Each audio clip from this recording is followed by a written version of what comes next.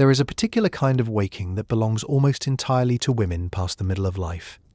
It happens somewhere between 2 and 4 in the morning. The body is still. The room is dark. Nothing has touched you. No sound has crossed the threshold. And yet your eyes are open, your chest is tight, and your mind is already 3 steps into a memory you did not choose to revisit. A face from 30 years ago. A sentence someone said to you in a kitchen you no longer live in. The exact weight of a child who is now grown. The smell of a hospital corridor. The shape of a man's shoulders walking away. You did not summon any of it. It arrived on its own, fully formed, with the brightness of something that happened an hour ago. And you lie there in the dark wondering why your body remembers what your mind has spent decades trying to file away.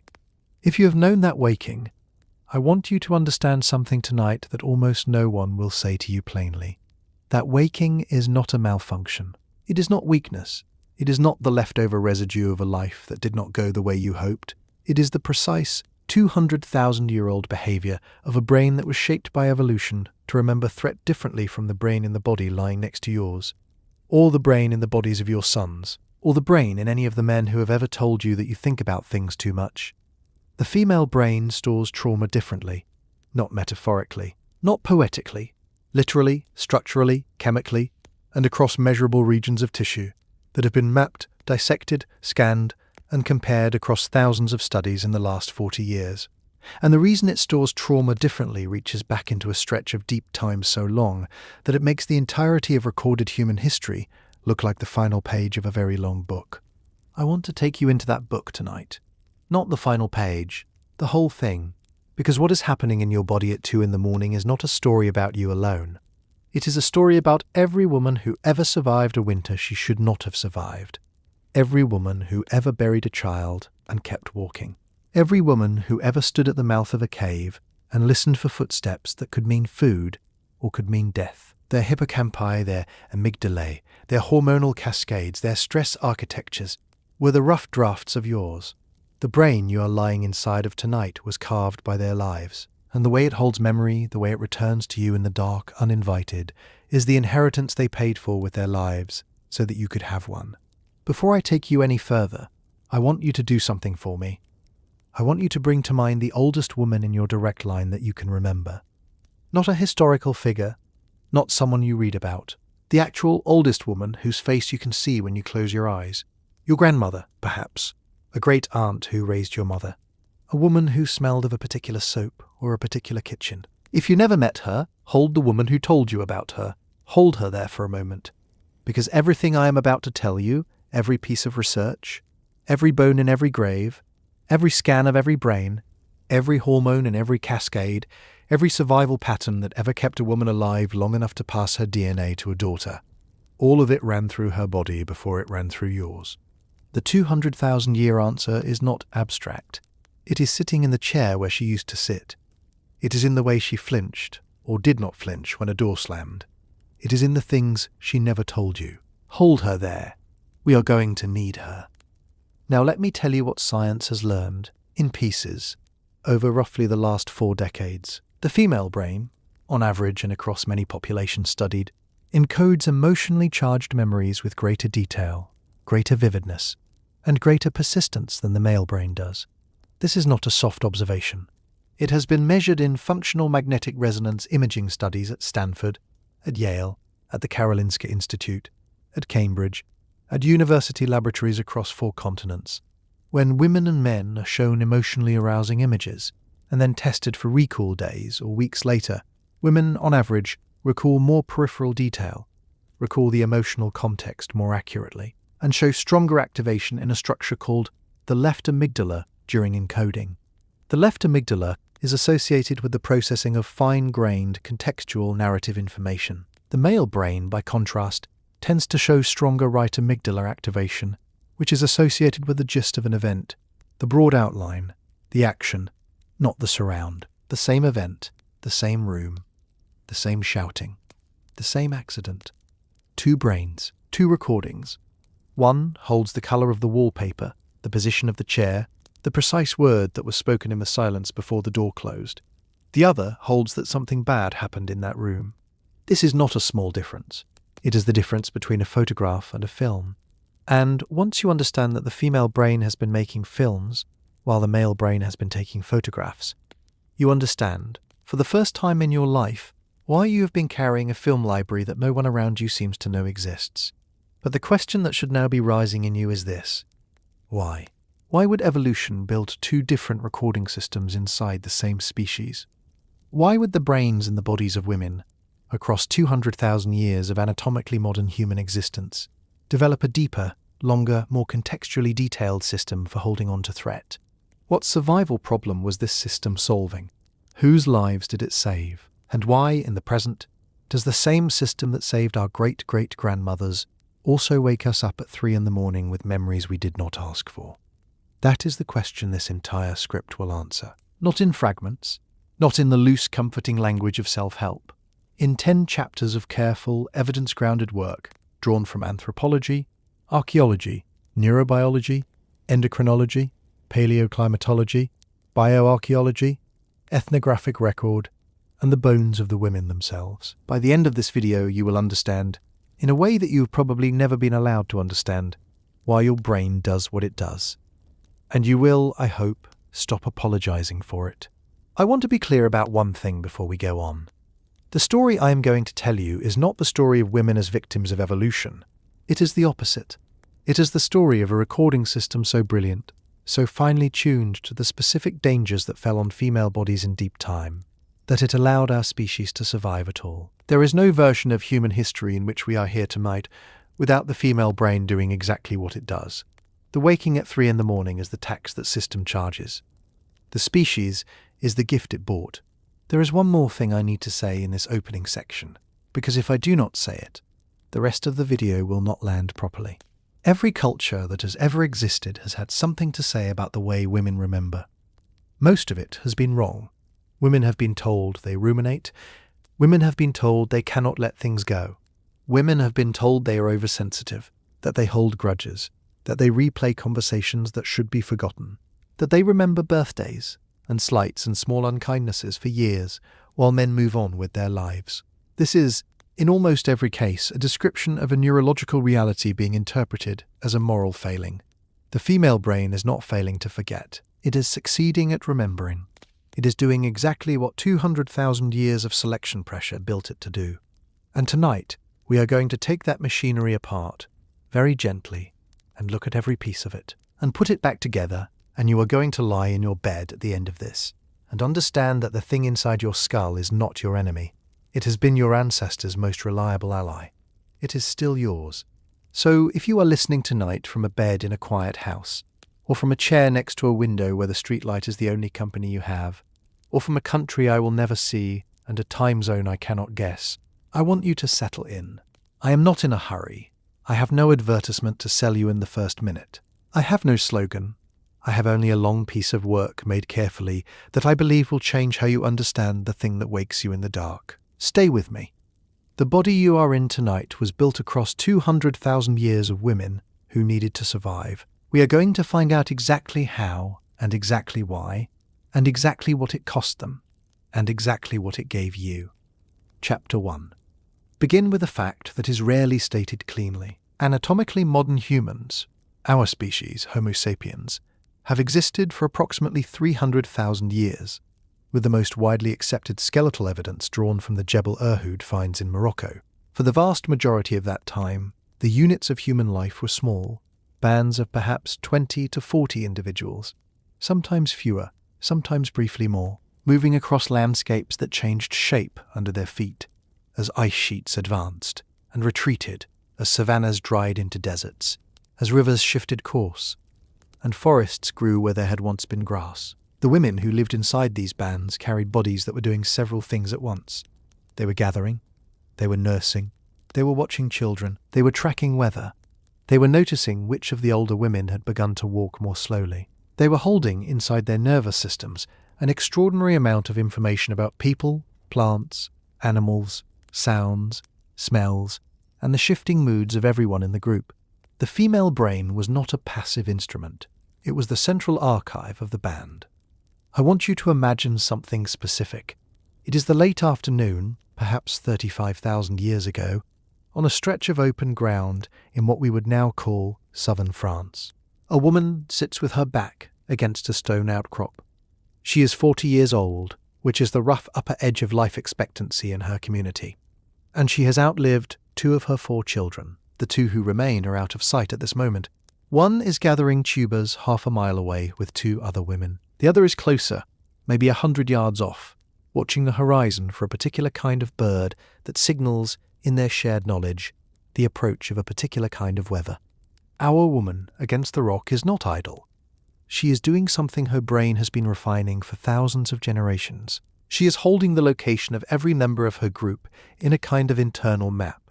She knows where each one is. She knows which direction the wind is coming from. She knows that the older woman near the fire has not eaten since dawn and will need to be brought something soon. She knows that yesterday the wolves came within 50 paces of the second water source. And so she is silently calculating whether her daughter, the one watching the bird, should be called back before sunset, or whether she has time to gather more. This is not what we now call multitasking. It is the deep, integrated, low-frequency vigilance of a brain that has been shaped by the specific demands of female life in deep time. Her hippocampus, the seahorse-shaped structure curled along the inner edge of each temporal lobe, is doing the kind of work that 21st century neuroscientists are only now beginning to understand. It is binding people to places, to times, to dangers, and it is doing so continuously in the background, without effort, while she nurses, while she eats, while she sleeps. The body you carry tonight was built on top of hers.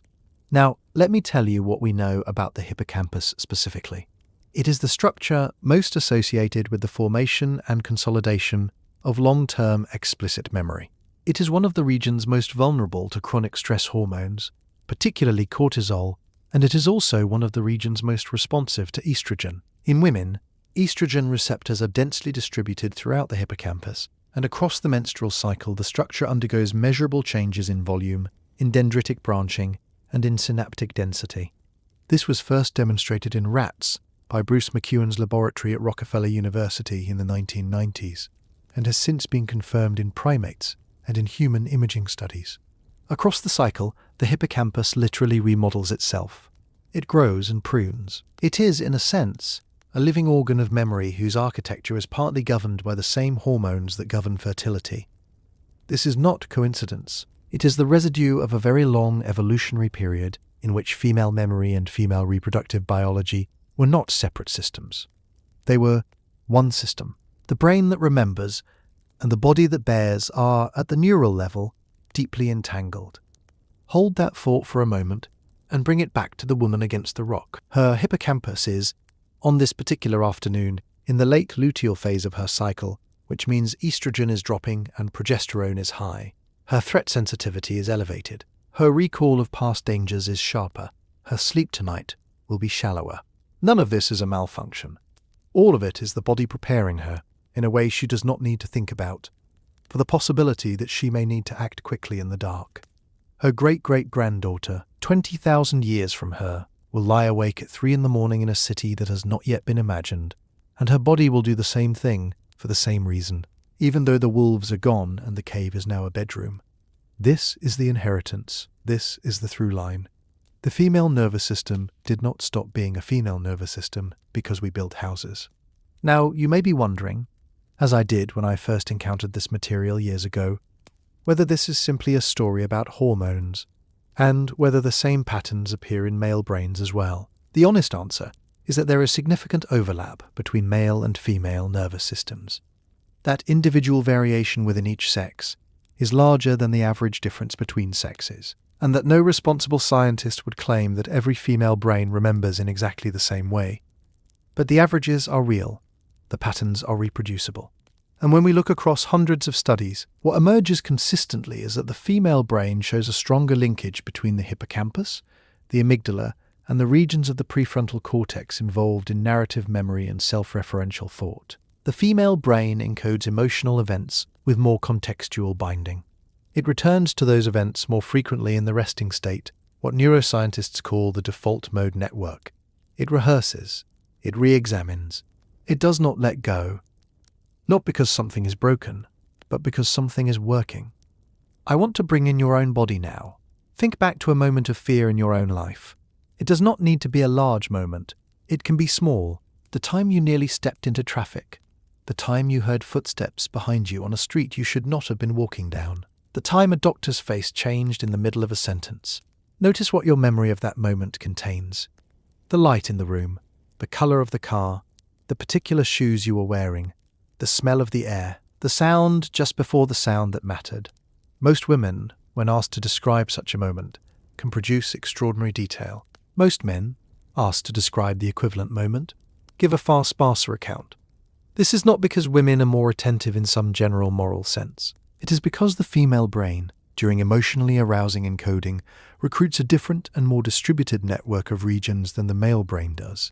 Larry Cahill's work at the University of California, Irvine, demonstrated this with remarkable clarity in a series of studies beginning in the late 1990s. He showed that when men and women viewed the same emotionally charged film, women's left amygdala activation predicted their later recall, while men's right amygdala activation predicted theirs. The left amygdala communicates richly with language-related and contextual regions. The right amygdala communicates more with motor and gist-level regions. 2 recordings, 1 species, 2 strategies, both useful. Different jobs. What was the job of the female recording? To keep a band of vulnerable bodies alive through winters that did not promise spring. To remember which berry eaten 3 summers ago by a cousin's child had caused the death that none of them ever forgot. To remember which man from a neighbouring group had moved in a certain way that suggested he would, given the chance, take a daughter without asking. To remember which woman in the group had become quieter than usual over a series of nights and would need to be watched. To remember which path through the forest had a tree that had fallen across it last spring and would still be slippery in the rain. These are not the kinds of details a gist-level memory system retains well. These are the kinds of details that a contextually binding, emotionally weighted, deeply hippocampal system retains for years. There is a moment in every long script where the writer must pause and say something plainly. So I will. The female brain is not, and has never been, a less reliable version of the male brain. It is a differently optimized instrument, built by a different set of survival problems, and the survival problem it was built to solve was, above all others, the problem of remembering the things that no one else in the group could afford to forget. You inherited that brain. You did not choose it. It does not always serve you in the world you currently live in, but it served the women who came before you with such ferocity and such precision that you exist tonight to hear me say this. There is one more piece I want to lay down in this opening chapter before we move into the more granular machinery in Chapter 2. The female stress response is not identical to the male stress response. For most of the 20th century, scientific literature on stress was built almost entirely on male animals, male soldiers, and male undergraduates.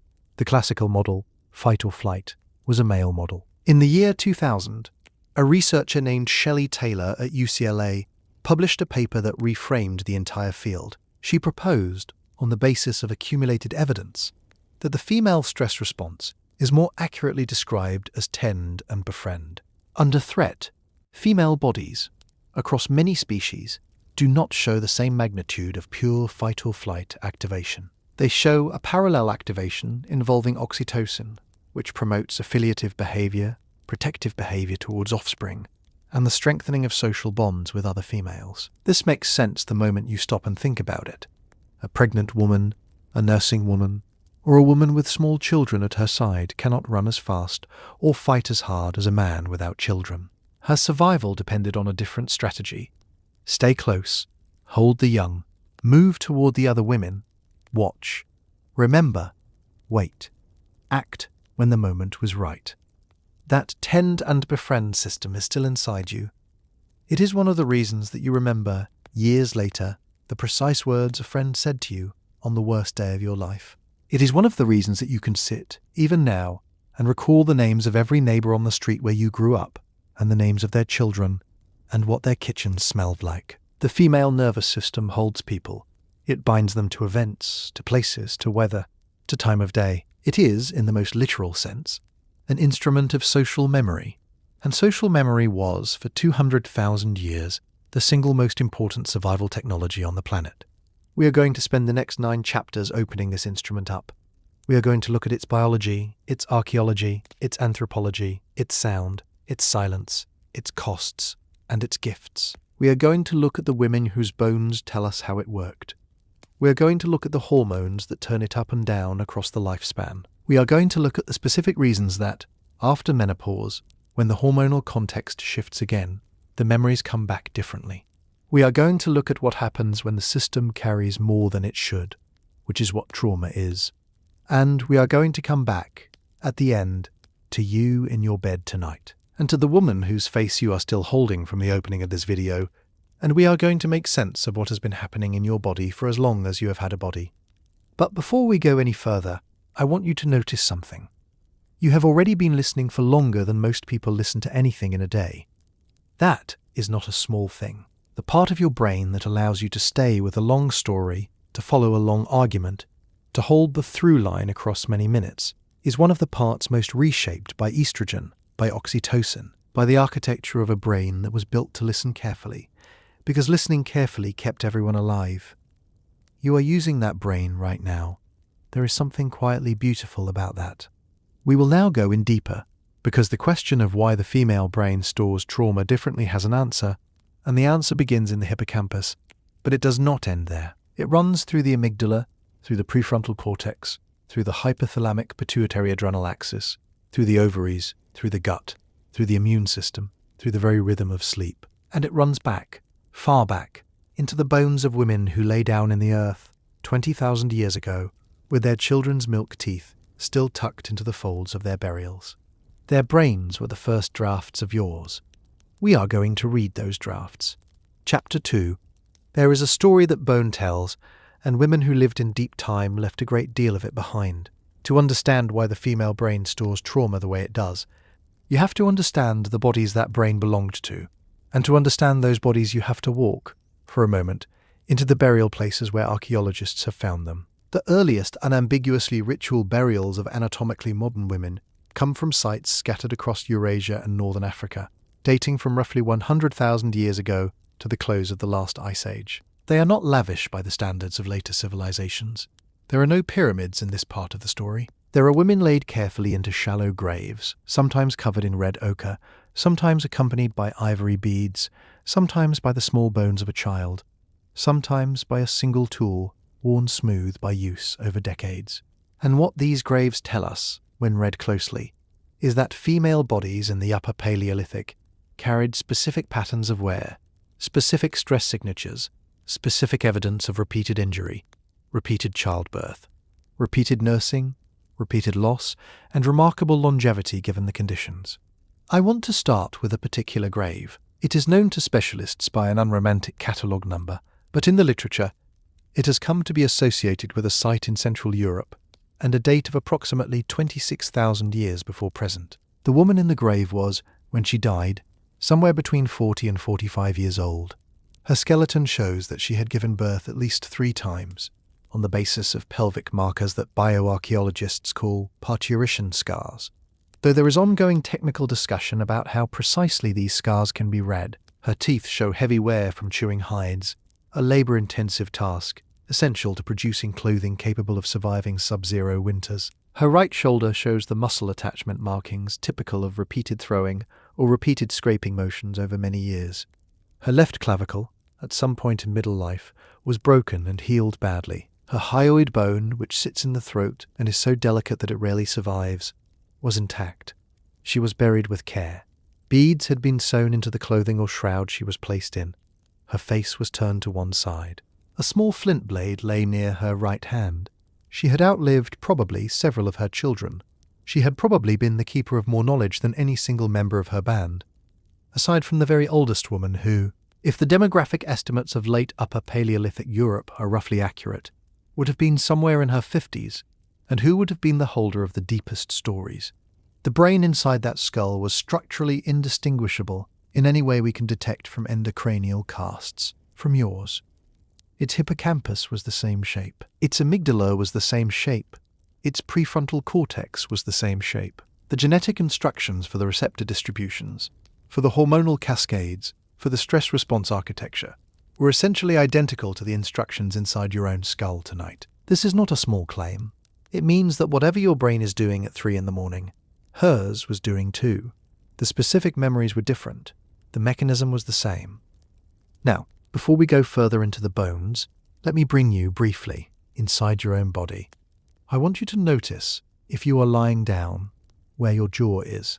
Notice whether your tongue is pressed against the roof of your mouth or relaxed. Notice the small ring of muscle around your eyes. Notice your shoulders. The woman in the grave I just described had a face that, in her last years, almost certainly carried the same patterns of held tension you are carrying now. The musculature that holds vigilance, that scans, that listens in the dark, is one of the oldest pieces of you.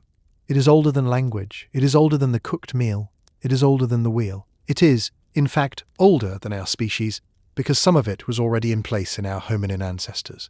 When you tighten your jaw at 3 a.m, you are doing something that women in your line have been doing for far longer than the time during which we have been writing things down. Your great-great-grandmother did it. Hers did it. Hers did it. All the way back, the unbroken chain of jaw-tightening women is one of the longest chains in human evolution. Return now to the science, because this is where the picture sharpens. The hippocampus, as I said in the first chapter, is densely populated with estrogen receptors. The amygdala is densely populated with both estrogen and androgen receptors, but the balance differs between sexes. The prefrontal cortex, which is essential for top-down regulation of fear responses, also shows sex-differentiated patterns of receptor expression. What this means, in practical terms, is that the female brain operates in a continuously shifting hormonal context across the menstrual cycle, across pregnancy, across the postpartum period, across the perimenopausal transition, and across the long decades after menopause. The same brain in the same skull is at no point in a stable hormonal environment. It is always being modulated, and the way it encodes, consolidates, and retrieves memory shifts accordingly. This shifting context has a specific consequence for trauma. When a frightening or overwhelming event is encoded under high estrogen conditions, the resulting memory tends to be richer, more vivid, more contextually detailed, and more readily retrievable. When the same event is encoded under low estrogen conditions, the resulting memory tends to be less detailed but more emotionally charged at the gist level. When the event is encoded under conditions of high cortisol and high estrogen together, which is often the case for women under sustained chronic stress, the memory can become exceptionally durable, returning across years and even decades in fragmentary but emotionally intense form. Rebecca Shansky's laboratory at Northeastern University has been one of several to demonstrate that the female stress response, particularly in regions of the medial prefrontal cortex, shows different dendritic remodeling patterns than the male stress response. Where the male prefrontal cortex tends to show simplification of branching under chronic stress, which dampens regulation, the female prefrontal cortex, under certain conditions, shows hypertrophy of branching, which keeps the system engaged but at a higher activation cost. This is a complicated finding. The simplest way to say it is this: under sustained stress, the male brain tends to tune out. The female brain tends to tune in. If you have ever wondered why you can still recite, word for word, something said to you in a kitchen 40 years ago, while the man who said it has, sincerely and not dishonestly, forgotten he ever said it, this is a substantial part of the answer. He is not lying. You are not exaggerating. 2 brains, 2 recordings, 1 event. The recording in your head was made with finer instruments. Now imagine the same mechanism, working at full strength, inside the woman in our Central European grave. She lived in an environment in which every winter carried the possibility that the group would not survive it, in which the death of an infant was a routine event, in which a fall, a wound, a fever, an infection, any of these could mean death, in which a wandering group of unfamiliar men was, depending on intentions that could not always be read in time, either an opportunity for genetic exchange or an existential threat, in which the older women of the band held the collective memory of which years had been hard, which plants had killed, which rivers had flooded, which children had been born with the markings of trouble, and which had not. Her brain was running day and night, the same software your brain is running. Only her threats were different, and her threats, in the deepest sense, were the same. This is the place to introduce one of the most important and least understood threads in the entire story. The female stress system was shaped, across deep time, by a particular constraint that male stress systems were not shaped by to the same degree. The constraint is this: a woman of reproductive age in a small band could not afford the all-or-nothing stress response of a hunter who has just spotted a wounded prey animal. If she was pregnant, the full force of fight or flight could threaten the pregnancy. If she was nursing, it could disrupt milk production. If she had small children clinging to her, it could put them at risk. Her body had to develop a stress system that activated quickly, sustained itself across long periods of background vigilance, and resolved through different channels than the simple discharge of fight or flight. The result is the tend and befriend system I mentioned earlier, but the result is also something more subtle. The result is a stress architecture that does not turn off the way the male one does. It modulates, it hums, it stays alert, it remembers. There is a cost to this. The cost is that the female nervous system can, under conditions of chronic threat, become locked into a low-grade activation that does not release. This is what we see in conditions diagnosed today as anxiety disorders, complex post-traumatic stress, and the broad category of stress-related autoimmune dysregulation. Women are diagnosed with anxiety disorders at approximately twice the rate of men, with post-traumatic stress disorder at approximately 2 to 3 times the rate, and with autoimmune conditions, in which the stress system plays a significant role, at rates ranging from 3 to 9 times the male rate depending on the specific condition. None of this is because women are weaker. It is because the female nervous system was built to stay engaged, and the modern world gives it almost nothing to disengage from. The wolves are gone, the vigilance is not. I want to stop here for a moment and remind you that everything we're building from this chapter forward is moving toward a specific answer to a specific question. That question is why your brain wakes you in the dark. We have laid down the first foundation. The female brain is a contextually binding instrument. The female stress system is a sustained, modulated, socially anchored system. The female hormonal environment shifts continuously and modulates memory encoding and retrieval. The bones of women in deep time tell us that these bodies lived, loved, lost, and remembered under conditions of extraordinary pressure.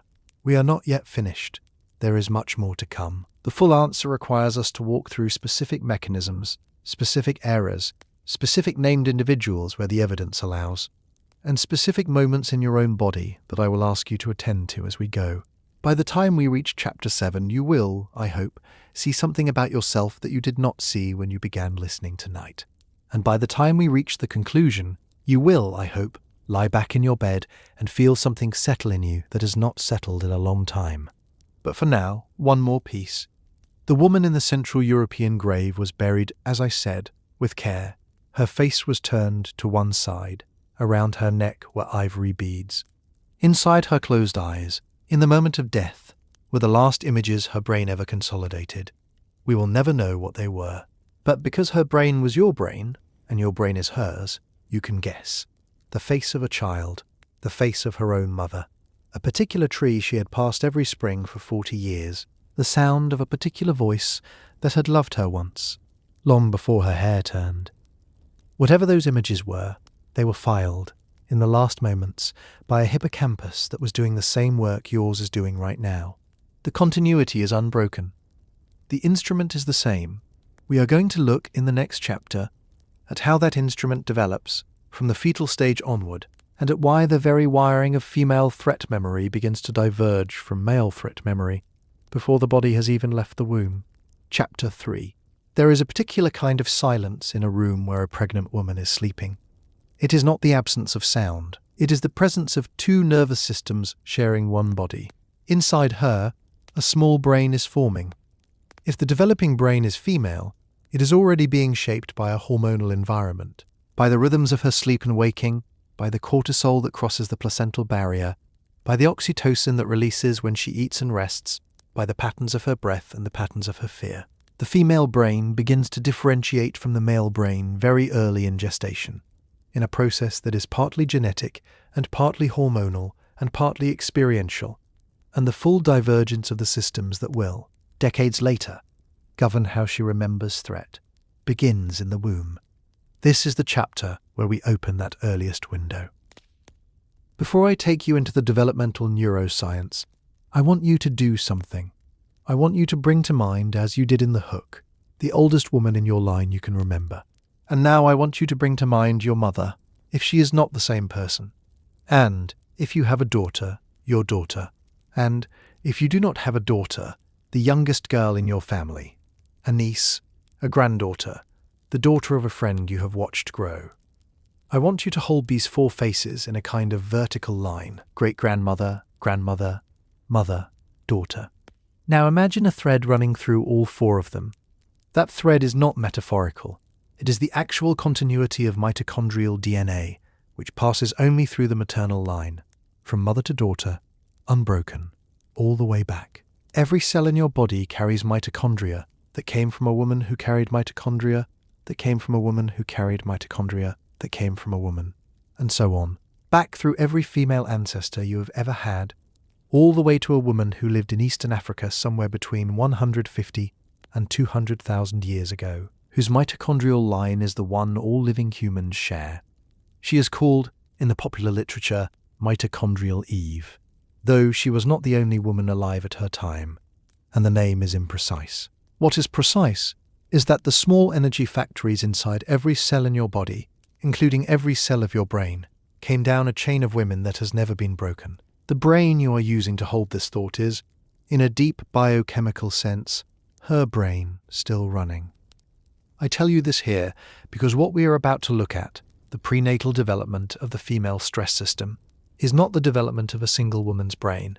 It is the latest chapter in the development of a system that has been refined across that whole maternal chain. Every adjustment that helped a fetus survive in a stressed mother, every adaptation that allowed a small developing brain to read the chemical signals of its environment and prepare for the kind of world it was about to be born into, was passed down. Not through teaching, not through stories, through biology. Now, to the science.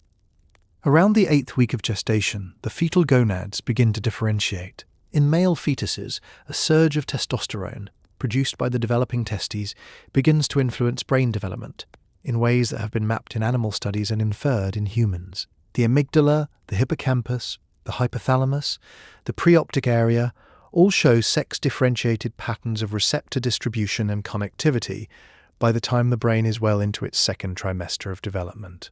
In female fetuses, the absence of that testosterone surge, combined with the specific patterns of maternal hormones that cross the placenta, produces a different developmental trajectory.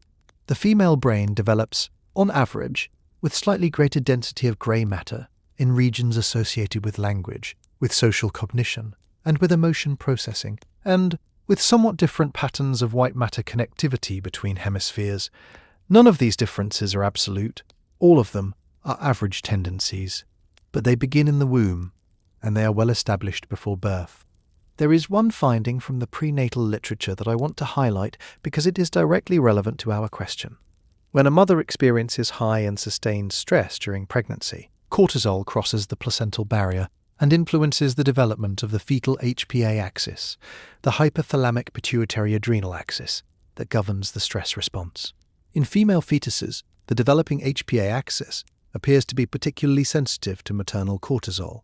Female babies born to mothers who experienced significant stress during pregnancy, on average, show altered stress reactivity in infancy and in childhood, with patterns that include both heightened baseline cortisol and altered patterns of cortisol recovery after stress. The female system, in other words, is calibrated in utero to the world it expects to enter. If the mother's body is signaling a world of threat, the daughter's stress system is built to match. This is the place where many readers of this material, the first time they encounter it, feel something turn over in their chest. Because if you grew up listening to the stories of the women in your family, or even if you did not but you knew the broad outline of their lives, you may now be realizing something. The grandmother who lived through a war, the great-aunt who lost a husband in a mine, the mother who carried you during a time of fear, or grief, or financial collapse, or illness, or all 4. The conditions inside her body, during the months you were developing, were the conditions your nervous system was calibrating itself to, not as a curse. As preparation, the female fetus is a forecaster. It reads the chemistry of the mother's blood as a kind of weather report on the world outside, and it tunes itself to that report. If the report says vigilance, the system tunes to vigilance, and once tuned, the tuning does not easily change. You may now be feeling, gently, the first edge of an answer to why you are the way you are. You may be feeling, gently, that the wakefulness at 3 a.m. is not a recent development. It is not the product of a difficult marriage, or a difficult job, or a difficult decade. It is the way your nervous system was set, very long ago, in a body that no longer exists, by a chemistry that was reading a world that has long since changed. I want to add one more piece to the developmental story before we move on. After birth, the female infant brain continues to develop in ways that are influenced by the social and physical environment it encounters. Female infants, on average, attend more to faces, to voices, and to emotional cues in their first weeks and months of life.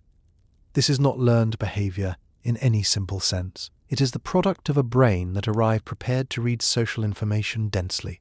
By the time a girl is 2 or 3 years old, her capacity for what developmental psychologists call autobiographical memory is beginning to take shape, and her autobiographical memory will, on average, develop earlier and richer than the autobiographical memory of a boy of the same age. By the time she is 5, she can already produce more detailed narratives of past events, with more emotional content, more contextual binding, and more attribution of inner states to herself and to others. By the time she is 10, the system that will later wake her at 3 in the morning is essentially in place, awaiting only the hormonal shifts of puberty and adulthood to come fully online.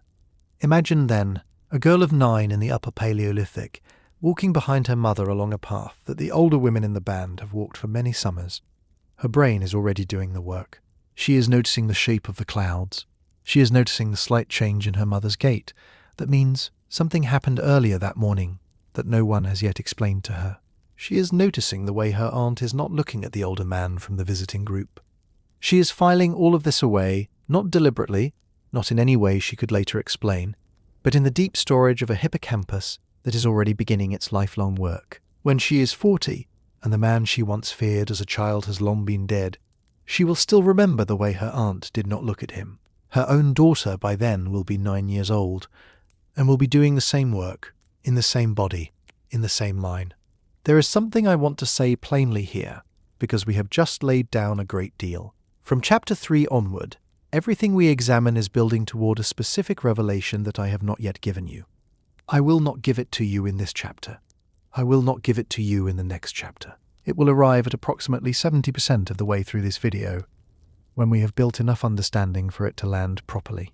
What I will tell you now is that the revelation has to do with a specific change that takes place in the female brain at a particular point in midlife, and with the way that change makes sense of every strange, late-night, uninvited memory you have ever had. We are building toward it deliberately. Every chapter is putting the foundation under your feet so that when you reach it, you do not lose your footing. For now, hold this image. A baby girl is born. Her mother holds her against her chest. Her small body, 4 billion years in the making, 200,000 years in the making as a member of our species, 9 months in the making in her mother's particular body, is now in the open air. Her nervous system is set. The system that will later remember every detail of every important room she ever stands in is already running. The system that will later wake her in the dark is already running. The system that will later sit with a dying parent, with a sick child, with a grieving sister, with herself in front of a mirror that no longer shows the face she once knew, is already running. She is, in this first moment, the latest carrier of a recording instrument that has been refined for tens of thousands of generations. The world she enters will demand things of that instrument. Some of those demands will be ancient. Some will be new. The instrument will adapt where it can, and will hold what it cannot release. In the next chapter, we will leave the developmental window and return to the deep past, and we will look closely at the specific kinds of threats that female bodies in the Paleolithic faced. Because the female brain did not become what it is by accident. It became what it is in response to specific, repeated, generation after generation patterns of danger. Some of those patterns are no longer present in your life. Some of them are. We will look at all of them. But before we go, one last note. You are now nearly a quarter of the way into this video. The average viewer who reaches this point will stay until the end. The average viewer who reaches this point does so because something in the material has begun to feel personal. If that is true for you, I want you to notice it, not as evidence of any cleverness on my part, but as evidence that your nervous system is doing what it has always done. It is recognizing itself. It is settling into a story that explains it. That settling, that sense of being read accurately by a piece of long-form work, is one of the oldest forms of comfort the female brain knows. It is what the older women in the band gave the younger ones around the fire. It is what the great-grandmothers gave the granddaughters in the kitchens that no longer exist. It is what I am trying to give you tonight, in my way. With the tools I have, we will keep going. There is a great deal still to lay down. Chapter 4. The Pleistocene was not a single climate. It was a series of climates, oscillating across roughly 2.5 million years, with our species, Homo sapiens, emerging into its modern anatomical form during one of the colder, drier, more variable stretches of that long period. By approximately 120,000 years ago, small populations of modern humans were established across eastern and southern Africa. By approximately 70,000 years ago, some had begun the dispersals that would eventually carry our species across Eurasia, through the Indo-Pacific, into the Americas. The bodies that made these journeys were female and male in roughly equal numbers, but the loads they carried, the work they did, and the dangers they faced were not equally distributed. To understand why the female brain stores trauma differently, we have to understand what the female body was doing across those tens of thousands of miles and tens of thousands of years. Let me begin with a single, almost unbearable fact. Across most of human existence, between 1 in 4 and 1 in 3 women died in or shortly after childbirth. Estimates vary, and we will probably never have a precise number for any particular era of the deep past. But the bioarchaeological literature is consistent on the broad picture. Maternal mortality was the single greatest cause of death for women of reproductive age. A woman who reached 40 in a Paleolithic band had by that point often survived 4 or 5 pregnancies, often buried more than one child, often watched her own mother or sister die in labour, and often carried, into her later years, a knowledge of female mortality that no man in her group carried in the same way. She knew, in her own body, that her body might kill her. She knew, in her hippocampus, the faces of every woman she had ever known who had died in childbirth. She knew, in her amygdala, the smell of the small enclosures in which those deaths took place. She knew, in her dreams, the sounds of the labouring women whose voices had failed at the wrong moment. Hold that for a moment. We tend to think of the high mortality of pre-modern childbirth as a statistic. It was not a statistic to the women who lived through it. It was the central fact of their adult lives. It shaped what they ate, what they wore, who they slept near, what they prayed to or pleaded with, what they taught their daughters, what they refused to teach their daughters. The female mind in deep time was a mind that had to hold the constant statistical proximity of its own death. The way it held that knowledge day after day, year after year, generation after generation, was through the same memory architecture we have been describing. Vivid, contextual, persistent, returning at night, returning to the women near the fire, returning to the mother who sat with her own dying daughter and could not save her. These were the memories that the female brain was built to carry, because someone had to carry them, and the carrying made the next pregnancy slightly safer. Now, consider a second fact. Across most of human existence, the most common cause of death for female adolescents and young adults after childbirth was violence at the hands of men. The cross-cultural, ethnographic and archaeological literature is unambiguous on this. Violence against women, including raids, abductions, intimate partner killings, and ritualized violence, has been a constant feature of human existence in every period for which we have evidence. The rate has varied, the forms have varied, the constant has not. A young woman in a small band in the late Pleistocene knew, in some part of her, that the approach of unfamiliar men could mean the end of her life. Her mother knew it, her aunts knew it, her grandmother, if she was alive, knew it. They had built, across their lifetimes and across the lifetimes of the women before them, an internal archive of warning signs. The way a man's eyes moved, the way he positioned his feet when he stood, the way his voice changed when other men were not present. These were the data points that the female brain was carved to register, to encode, and to retain across decades. I am telling you these things plainly because the polite version of this history has, for too long, prevented women from understanding what their own bodies are doing.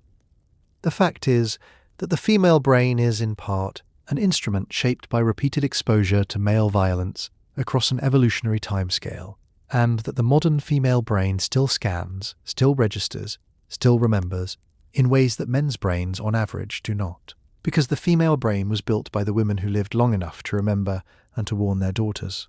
The ones whose brains did not scan, who did not register, who did not remember, did not always live to pass their pattern on.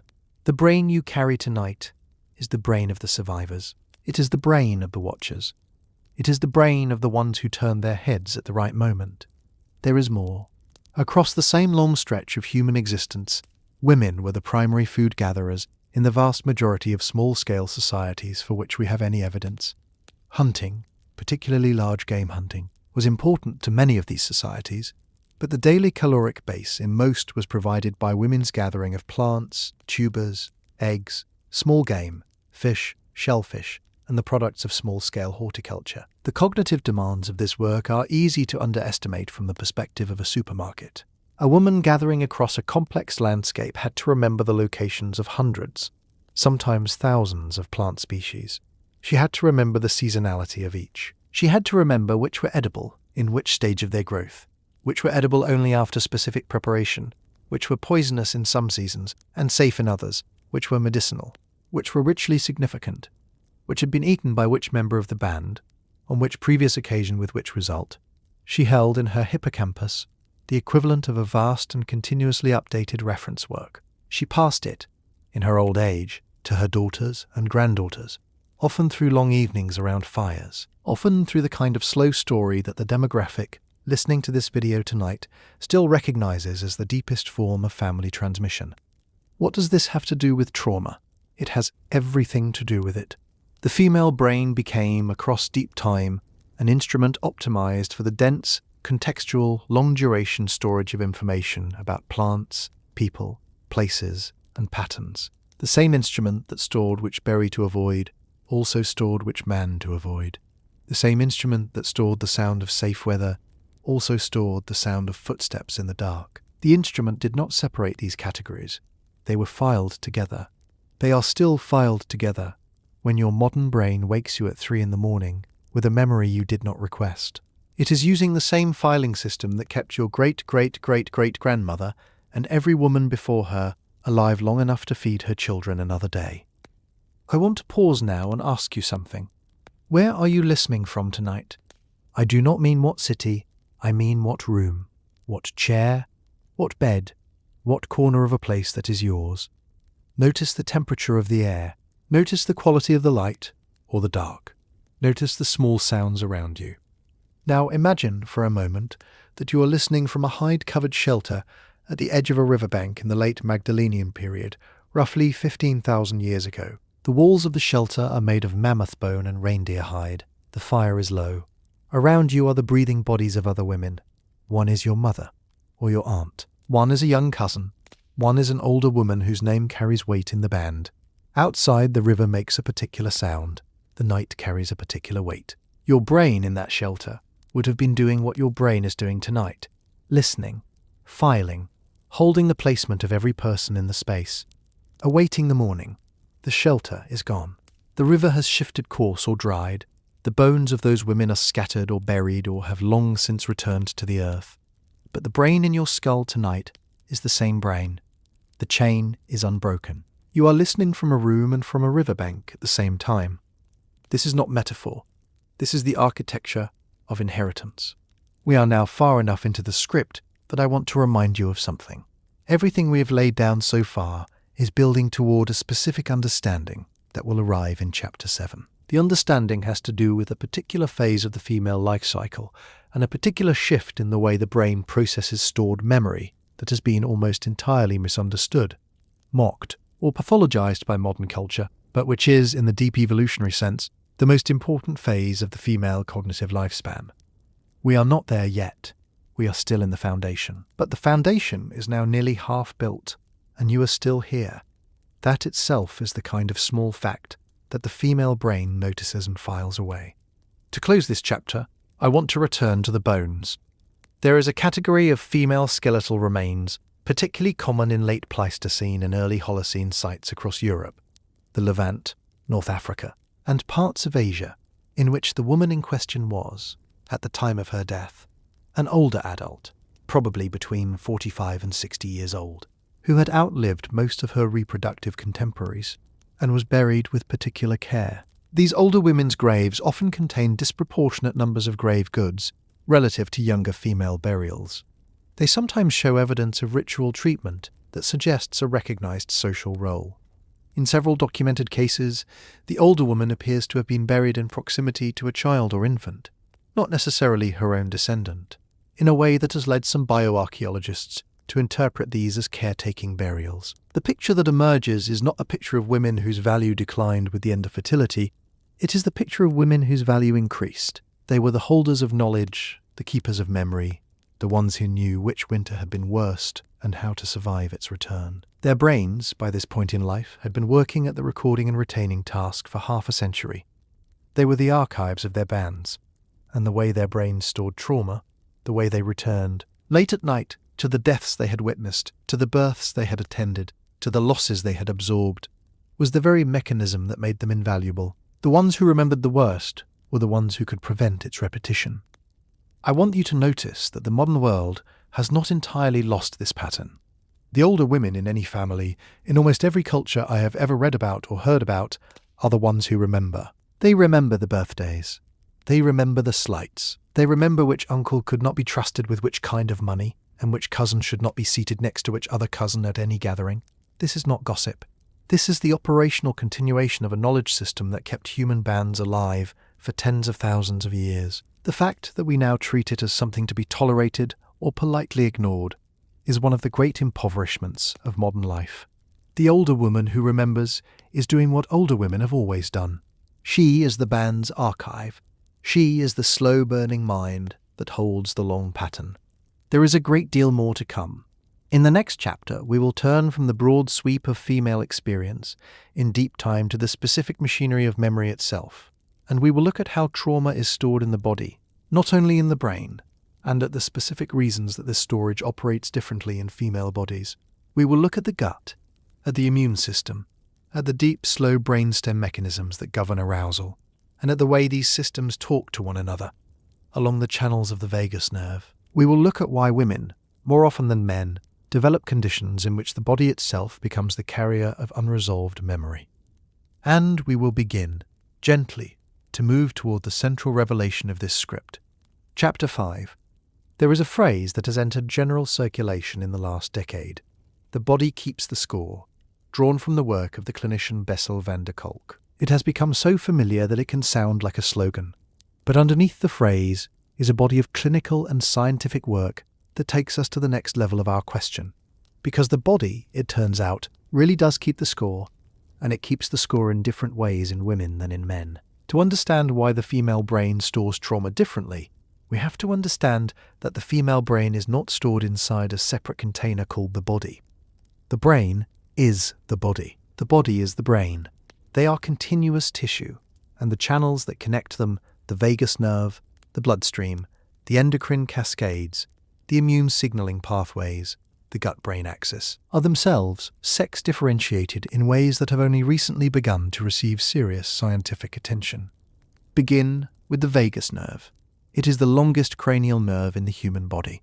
It emerges from the brainstem, winds down through the throat, branches into the heart, the lungs, the diaphragm, the stomach, the intestines, the colon, and large parts of the visceral interior. Roughly 80% of its fibers are afferent, meaning they carry information from the body up to the brain, not from the brain down to the body. The vagus is, in essence, the nerve by which your body tells your brain how the body is doing. When the vagus is functioning well, it supports what physiologists call high vagal tone, which is associated with calm, with good digestion, with stable mood, with the capacity to recover from stress and return to baseline. When the vagus is dysregulated, the body becomes harder to soothe, the stress system harder to switch off, the sleep harder to enter, the memory harder to release. Female vagal tone, on average, behaves differently across the lifespan than male vagal tone. Across the menstrual cycle, vagal tone shifts with the hormonal phases, generally rising with estrogen and falling with progesterone. Across pregnancy, vagal tone undergoes specific adaptations that support the maternal-fetal exchange. Across menopause, vagal tone shifts again as estrogen declines.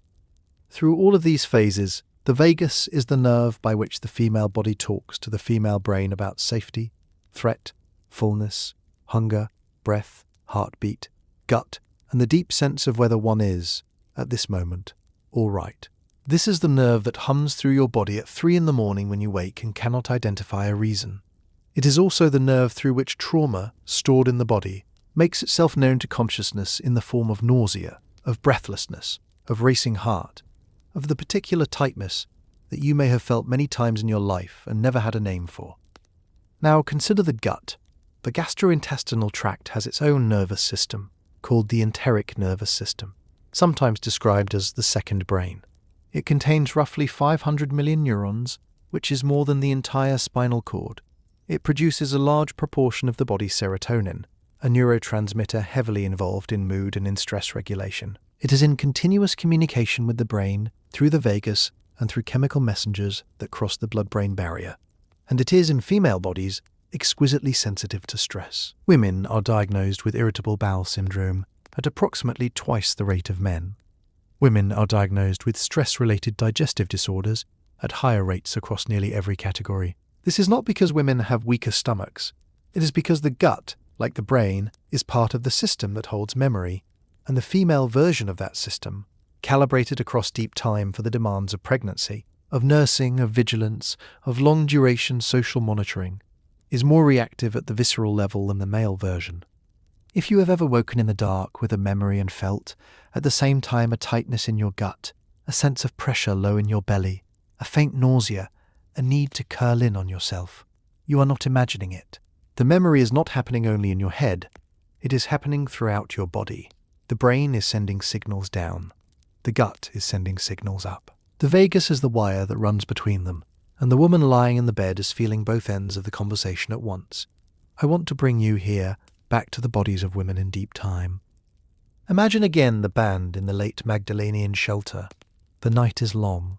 Outside, an animal is moving in the dark, and the older women hear it before the younger ones do. The brain of the older woman registers the sound. Her vagus nerve carries the alert through her body. Her gut tightens. Her heart rate adjusts. Her breath changes shape. Without any conscious decision on her part, her entire body is now in a state of low-grade vigilance. Now imagine that the animal moves away. The danger passes. In a male body, on average, the stress system would begin to discharge relatively quickly. In her body, because of the particular architecture we have been describing, the discharge is slower, more partial, and more dependent on the social environment around her. If the other women in the shelter are calm, if her mother is near her, if she can feel the warmth of another body breathing in time with hers, the vagus will gradually return to a quieter tone. If she is alone, or if the other women around her are also alert, the system will hum at a low level for hours, possibly until dawn. This is the tend and befriend system functioning in real time. This is also, in modern terms, the reason that women, more often than men, find their nervous systems resolving threat, not through action, but through connection. The female stress system, in deep time, was designed to be soothed by the presence of other trusted bodies. When those bodies are absent, or when the trust is broken, the soothing does not happen, and the system remains engaged. This brings us to something I want to lay down carefully. One of the most consistent findings in the modern trauma literature is that women who experience trauma in childhood, particularly trauma involving the violation of trust by a caregiver, develop patterns of stress reactivity, immune function, and memory consolidation that differ from those of women who experience trauma later in life, and from those of men who experience the same kinds of trauma. The female brain, in childhood, is in the active process of building its lifelong template for what safety feels like, what threat feels like, what other humans are likely to do, and what one's own body is likely to be able to bear. When that template is built under conditions of betrayal or violence, the template carries those conditions forward. This is not a matter of dwelling. It is not a matter of choosing not to let go. It is a matter of a developing nervous system that learned very early what kind of world it was in, and that calibrated itself accordingly, the way the fetal brain calibrated itself to maternal cortisol in the chapter before this one. The system that calibrated then is doing what it was built to do now. It is remembering. There is a particular kind of woman who reaches her 50s and her 60s and begins to find that memories she had not thought about in decades begin to return. Memories from her childhood, memories from her early adulthood, the face of a man she had successfully not thought about for 30 years. The smell of a house she had successfully not entered, even in dreams, since she left it at the age of 19. The exact words of a sentence her father said to her in the kitchen of that house. This return is not a failure of forgetting. It is a particular feature of how the female brain ages, which we will look at closely in Chapter 7. For now, it is enough to say that the body has been holding these things all along, in the gut, in the breath, in the small chronic tightnesses of the shoulders, in the patterns of sleep and waking, and as the hormonal environment shifts in midlife, the holding place changes its character, and some of what was held begins to surface. The score the body has been keeping is, in a sense, becoming legible. I want to add one more piece here, because it sits at the centre of the modern picture, and is not yet widely understood by women who would benefit from understanding it. The immune system is also sex-differentiated, and the immune system is also involved in the storage and processing of stress. Women have, on average, more robust immune responses to infection than men, which is one of the reasons women, on average, live longer. But the same robustness, under conditions of chronic stress, contributes to the elevated rates of autoimmune conditions in women. Lupus is roughly 9 times more common in women than men. Rheumatoid arthritis is roughly 2 to 3 times more common. Multiple sclerosis is roughly 2 to 3 times more common. Hashimoto's thyroiditis, perhaps the most common autoimmune condition of all, is roughly 5 to 10 times more common in women than men. There are many factors involved, but stress is one of them. And the chronic, sustained, low-grade activation of the female stress system, when the system has nothing to discharge it against, contributes measurably to immune dysregulation over time. I am telling you this not to alarm you, but to invite you to take seriously what your body has been doing.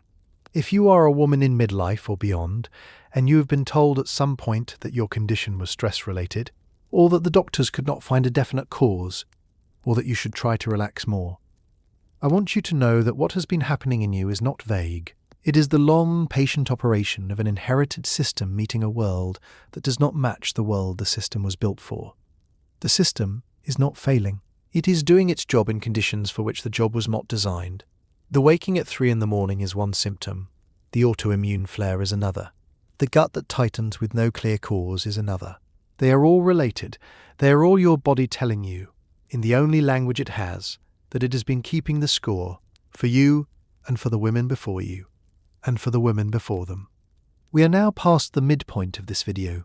I want to mention something to you, gently, before we move on. The kind of listening you are doing right now, the kind that stays with a long, careful explanation of a difficult subject for hours, is, in itself, a kind of medicine for the system we have been describing. The female brain quietens, slightly, when it feels accurately read.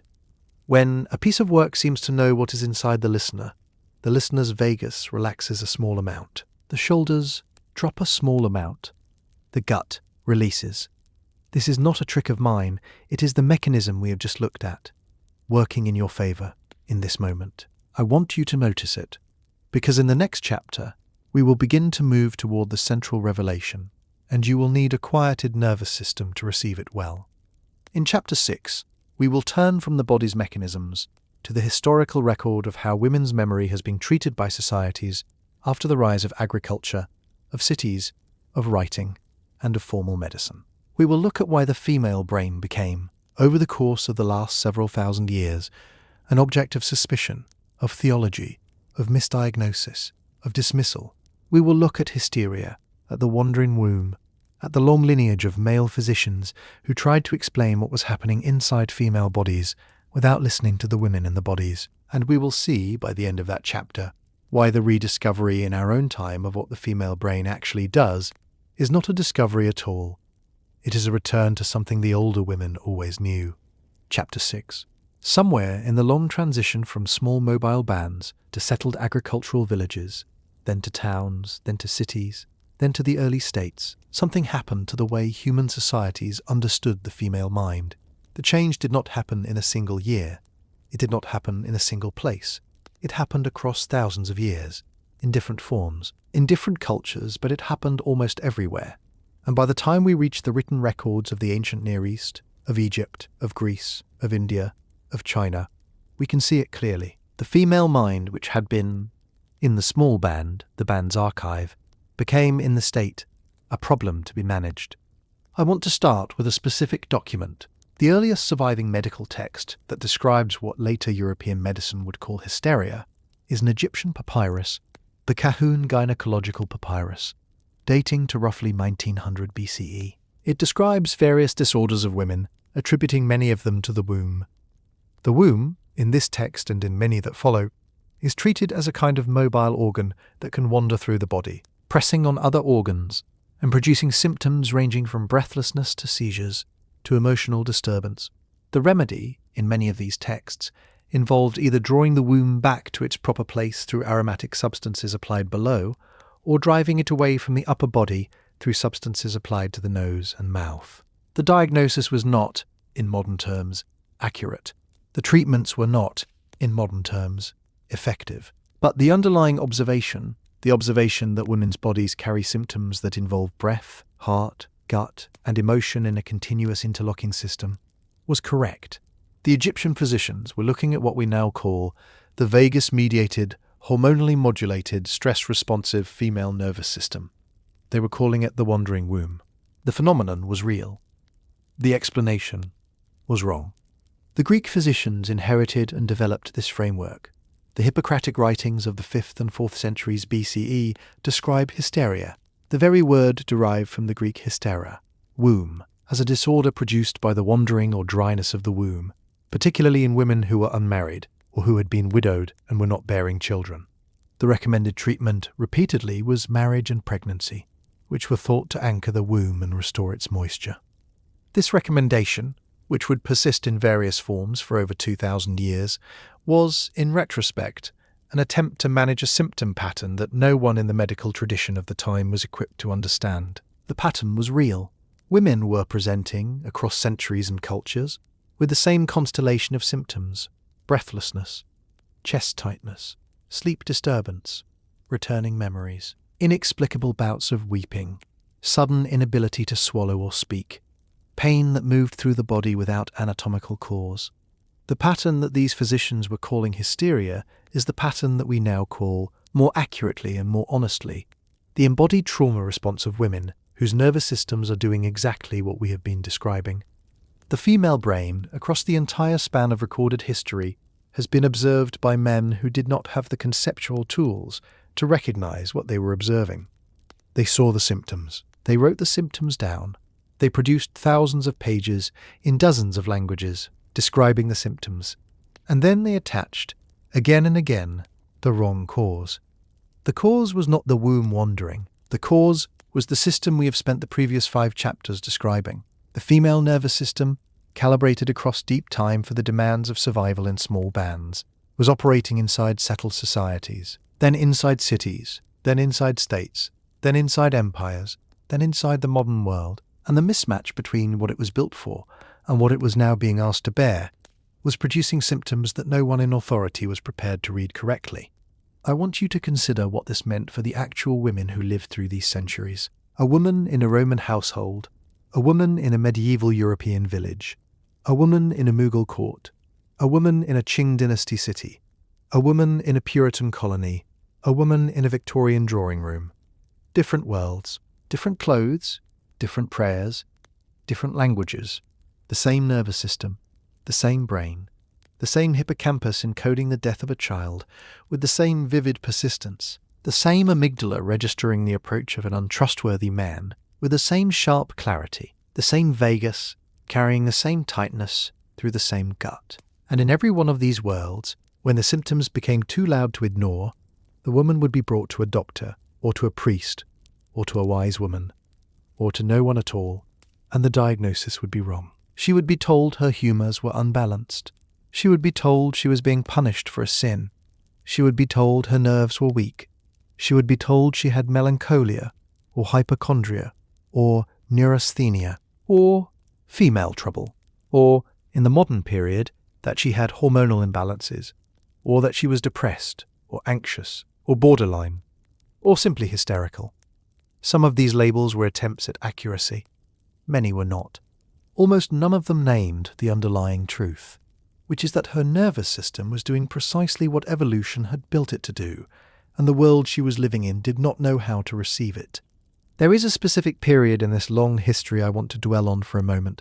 In the late 19th century, in Paris, at the Salpêtrière Hospital, the neurologist Jean-Martin Charcot conducted famous public demonstrations of hysterical patients, most of them women, many of them young, almost all of them poor, most of them carrying histories of severe trauma that the medical establishment of the time was not equipped to acknowledge.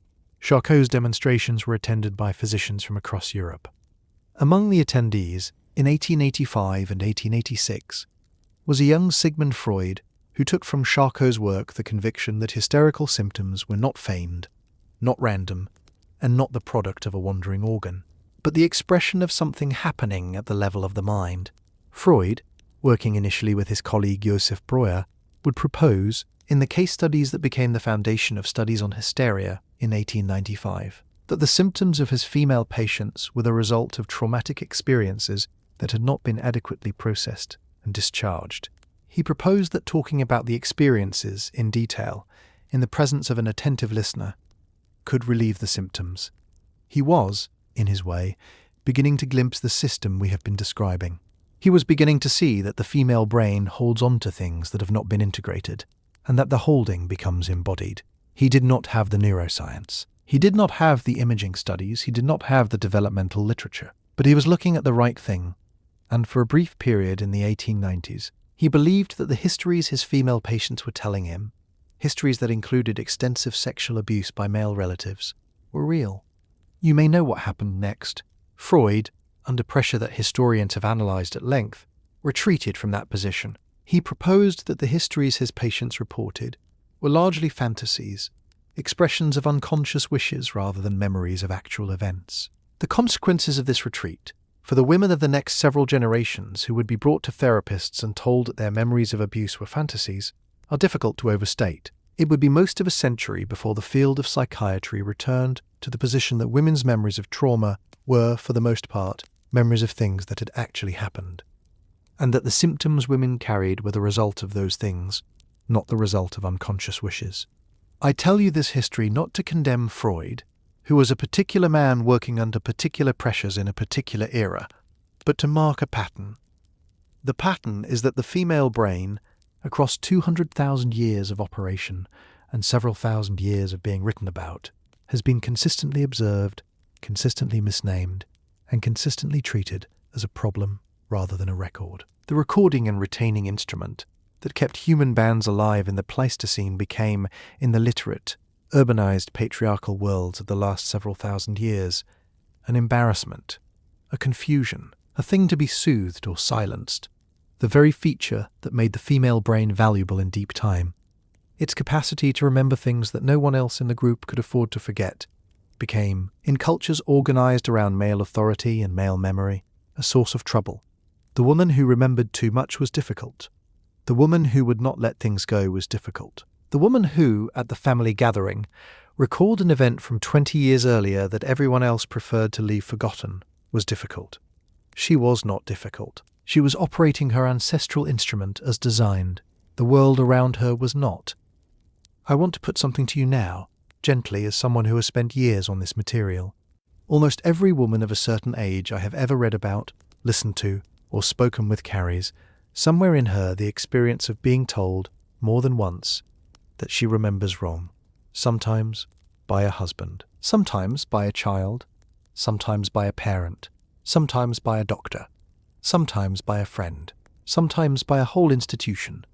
The being told she remembers wrong is, in the deep sense, the modern continuation of the wandering wound diagnosis. It is not new, it is very, very old. And the women who keep insisting, despite being told otherwise, that they remember what they remember, are the modern continuation of every older woman in every band who insisted that the wolves had been at the second water source last spring, and that the younger members of the group should not go that way alone. They were right then, they are right now. The instrument is reliable. It always has been. In this chapter we have ranged across thousands of years and many cultures, and I want, before we move on, to bring you back to your own body. You are now well over 2/3 of the way through this video. The hour is, for many of you, very late. I want you to notice, in this moment, what has shifted in you since the hook. Notice, if it is true for you, that there is something in your chest or shoulders that has begun to soften. Notice, if it is true for you, that the tone of your own thinking has begun to slow. This is the very system we have been describing, beginning in real time to recognize that it is being read accurately. The vagus is responding. The hippocampus is filing this hour, this voice, this room, this particular night, into the long archive of moments that mattered. You will, I suspect, remember this video for a long time. That memory will be made by the same instrument that has remembered everything else in your life. The instrument is doing well. We are nearly at the place where it will be given, perhaps for the first time, an explanation that fits. In the next chapter, the 7th of the 10, we will arrive at the central revelation of this script. We will look at what happens to the female brain across the perimenopausal and postmenopausal transitions, and we will see why this transition is the most important and most misunderstood window in the entire female cognitive lifespan. The chapter that follows it will deepen what we find there. By the time we leave chapter 8, the entire 200,000-year answer will be in front of you. Stay with me. We have come a long way together. The remaining distance is the most important part of the journey. Chapter 7. There is a moment in many women's lives, sometime between the late 40s and the late 50s, when the world begins to look different. The change does not always announce itself. For some women, it arrives as a series of nights of disturbed sleep that gradually accumulate into a new and unwelcome relationship with the small hours. For some, it arrives as a sudden inability to tolerate things that had been tolerated for decades. For some, it arrives as a return of memories that had been quiet for so long that their reappearance feels like the arrival of strangers carrying her own face. For some, it arrives as a long, slow lifting of fog that she had not, until that moment, known she was inside. For most women, it arrives as some combination of all of these, in some order that does not feel like an order, across some span of years that does not feel like a span. The medical name for this transition is perimenopause, followed by menopause, followed by the postmenopausal period that may now last, for many women in the modern world, 30 or 40 years. This is the longest sustained reorganization of the female nervous system in the entire lifespan. And it is, I am going to argue tonight, the moment when the 200,000-year answer to our question becomes legible in a single body. I want to set down what is happening physiologically, in the most honest terms I can. Across perimenopause, the ovaries begin to produce estrogen and progesterone in increasingly irregular patterns. The cycle becomes less predictable. Cycles may shorten, then lengthen, then disappear, then return. At the level of the brain, this means that the structures we have been describing, the hippocampus, the amygdala, the prefrontal cortex, the hypothalamic pituitary adrenal axis, the regions involved in memory and in emotion, are now operating in a hormonal environment that no longer follows the rhythm they have known for 30 or 40 years. The receptors are still there. The brain is still doing its work. But the signal it has been tuned to is changing, week by week, month by month. And the brain responds, as brains always do, by reorganizing. New patterns of activity emerge. Old connections are pruned. The structure that was once tuned to fertility begins to retune itself to something else. The question of what that something else is for the modern female brain is one of the most important questions in current neuroscience. And the answer, when you stand back far enough to see it, has been written into the human story from the beginning. Here is the central revelation. The female brain in the postmenopausal period is not a brain in decline. It is a brain that has been released.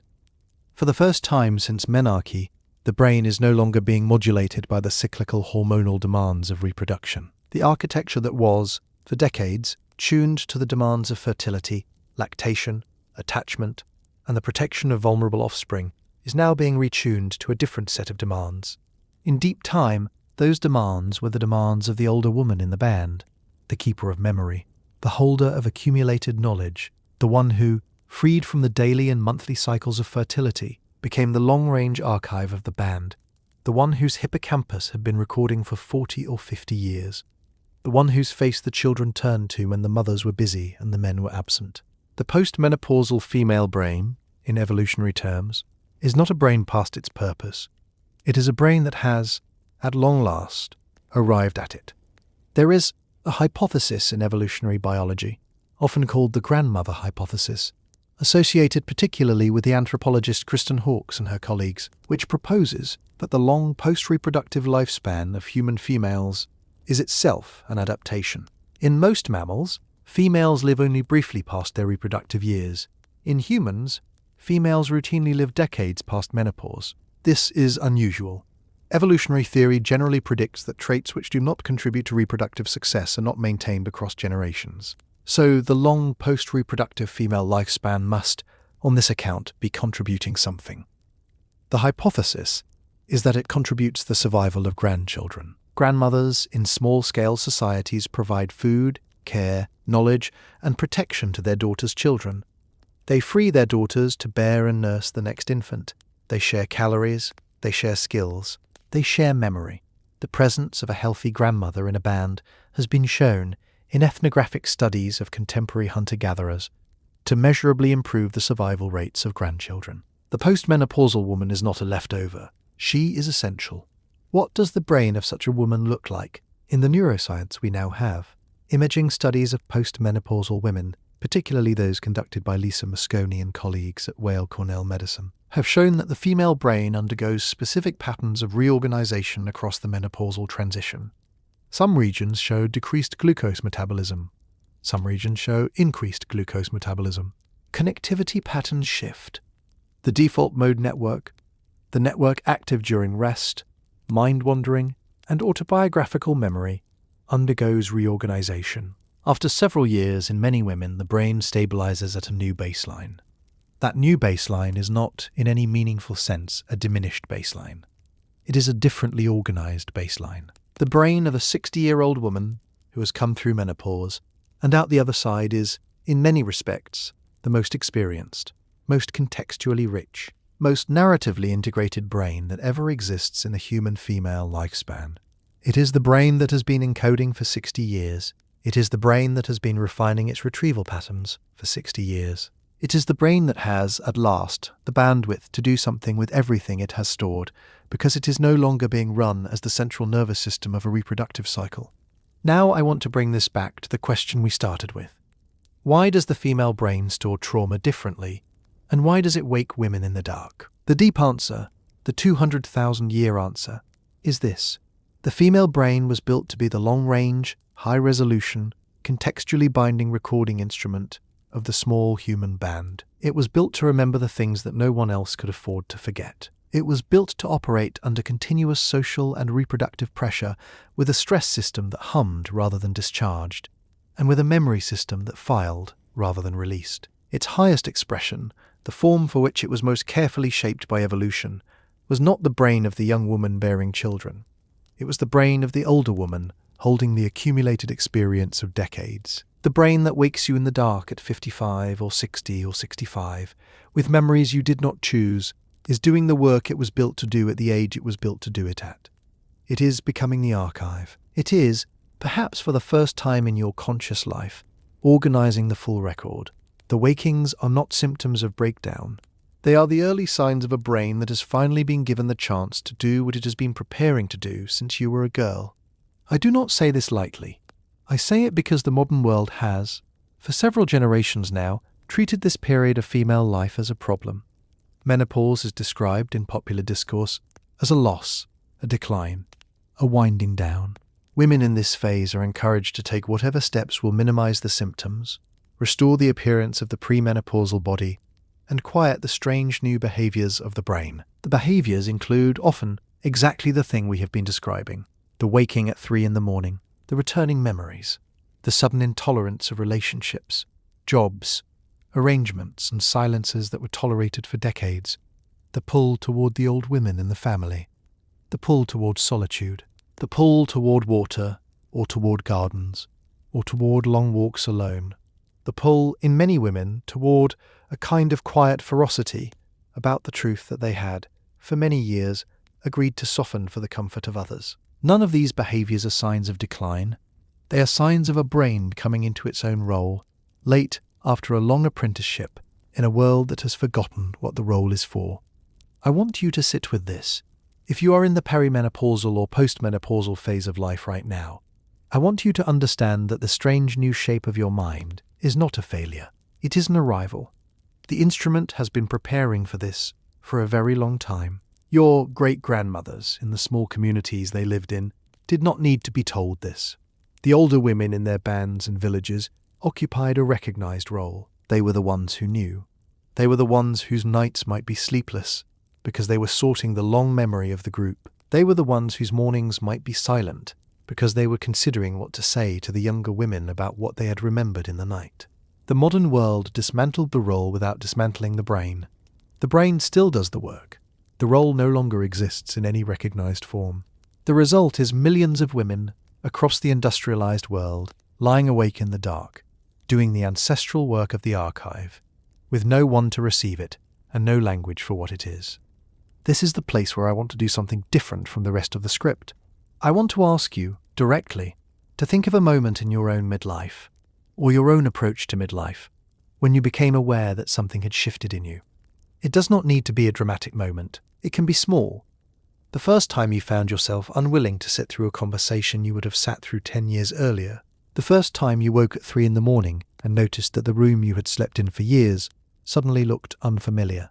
The first time you understood, in a way you had not understood before, what one of the older women in your life had been carrying.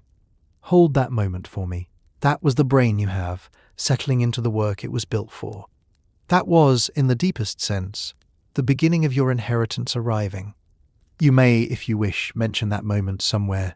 Tell someone, tell a daughter, tell a sister, tell a friend who is listening to something like this on her own phone in her own bed tonight. The point is not the mention itself. The point is the breaking of the silence around what the female brain actually does. The grandmothers in deep time did not have silence around it. They had each other. The breaking of the silence is, in part, the rebuilding of the role. I have not yet said the part that perhaps I should say plainly. The reason the female brain stores trauma differently is that the female brain was built to store the long memory of a small human group across many decades, including the memory of every loss, every betrayal, every danger, and every death the group sustained. The reason it stores trauma differently is because trauma, in the sense in which we now use the word, was, for most of human existence, simply the unavoidable raw material of female experience, and the brain was built to hold that raw material without breaking. The hold is the function. The hold is also the cost. The brain that can hold the death of a child for 40 years without forgetting is the brain that wakes its owner at 3 a.m, 40 years later. There is no version of the instrument that holds and does not also return. The returning is the proof that the holding has worked. We are now 7 chapters into the long answer. The revelation is in front of you. In the next chapter, we will deepen it. We will look at the lives of specific older women across history, where the record allows us to see them, and we will see how the work of the archive was, again and again, done in conditions of profound difficulty, often without recognition, often without thanks. We will see how the female brain in its mature form has shaped human history more than has ever been acknowledged.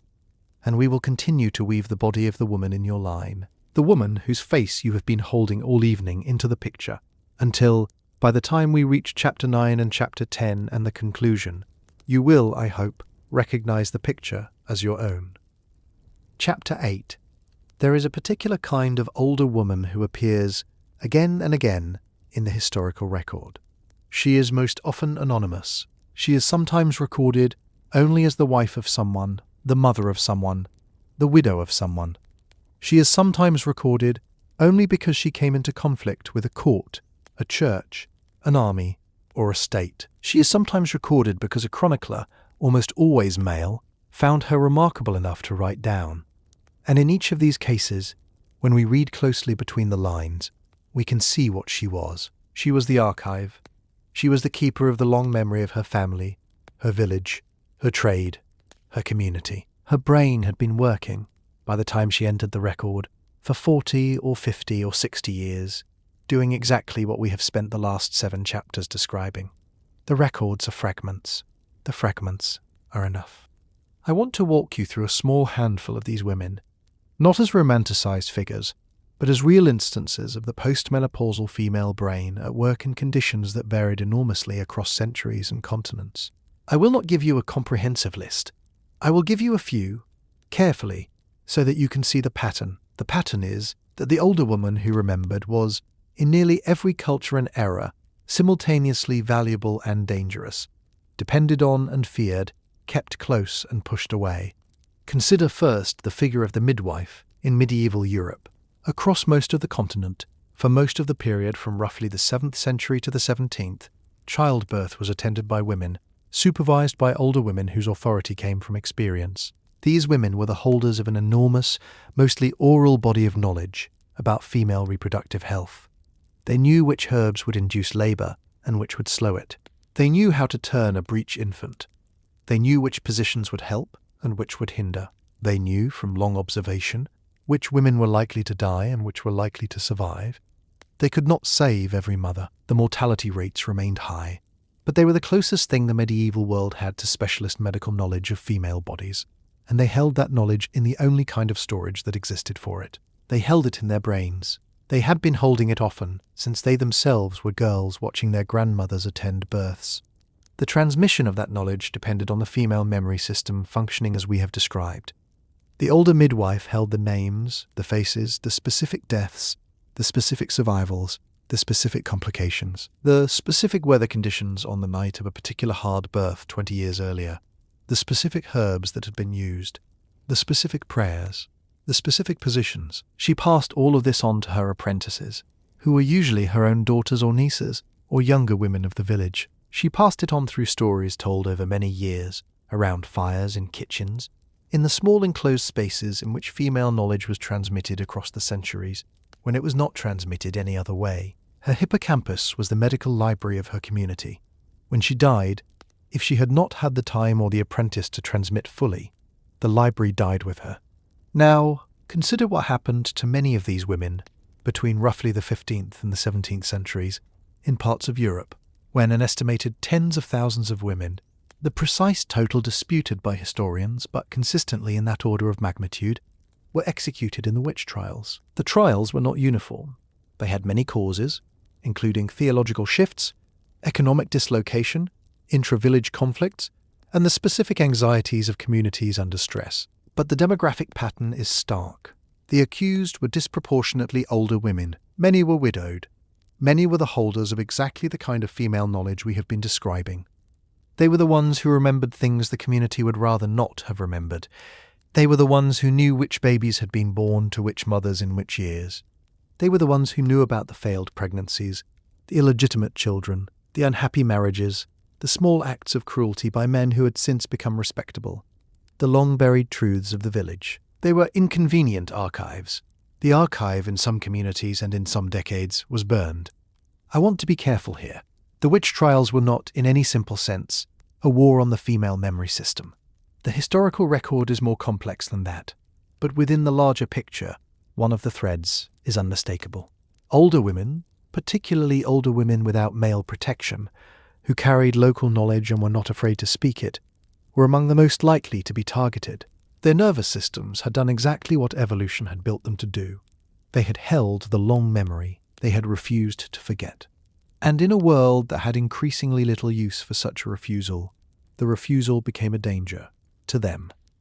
The story is not only European, of course. Across the world, in many different cultures, the figure of the older woman who held knowledge and was treated with both reverence and suspicion appears again and again. In parts of West Africa, the elder women of certain communities held authoritative roles in initiation rites, in dispute resolution, in the regulation of reproductive and social life. In parts of pre-Columbian Mesoamerica, older women held ritual roles in healing and in the interpretation of dreams. In parts of pre-modern China, older women held authority within the inner household that, while not formally recognized in the legal structures, was substantial and often decisive in the lives of younger women. In each of these settings, the woman who had survived to a certain age was the carrier of accumulated knowledge that the community needed, and her recognition was, more often than not, dependent on her usefulness to those who held formal power. What I want you to see in all of this is that the female brain we have been describing, the one that wakes its owner in the dark with memories she did not request, has been doing its work for as long as human societies have existed. The work has taken different forms in different places. It has been valued and devalued in different ways. But the underlying instrument has not changed. The hippocampus of the medieval midwife was the hippocampus of the Paleolithic woman in the Central European grave we visited in Chapter 2. The hippocampus of the contemporary woman in her bed tonight is the same instrument still. The continuity is unbroken. The work continues, even when the role is no longer recognized.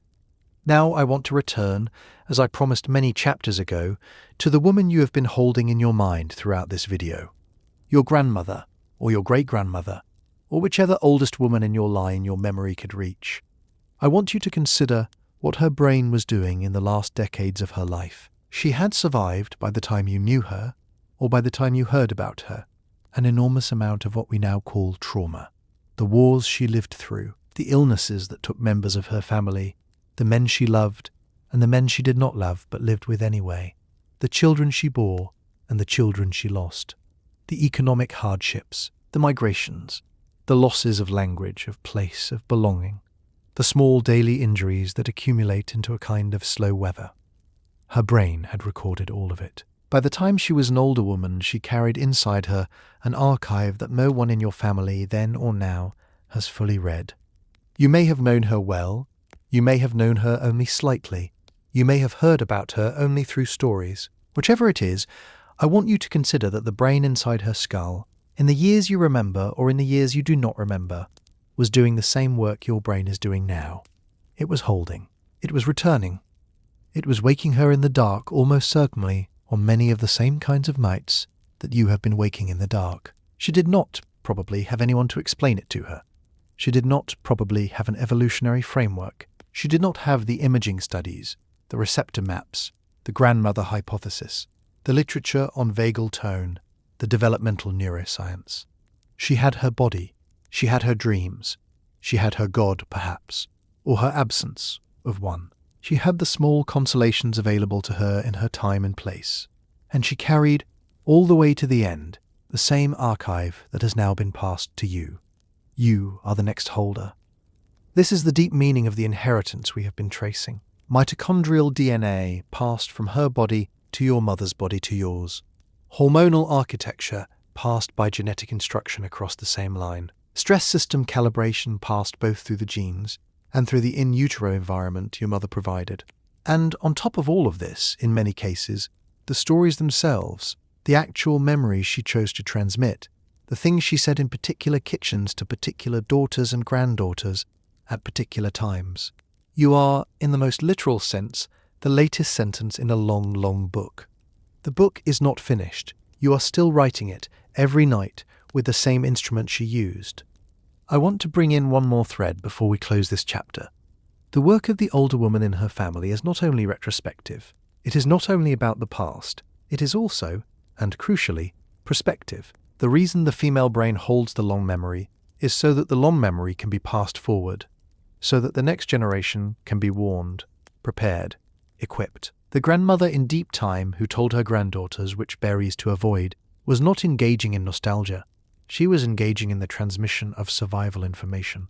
The grandmother today, in a kitchen in any city in the world, who tells her granddaughter about what the men in their family have been like, about what the marriages have done, about what the bodies have carried, about what the older women in the line have known, is doing the same work.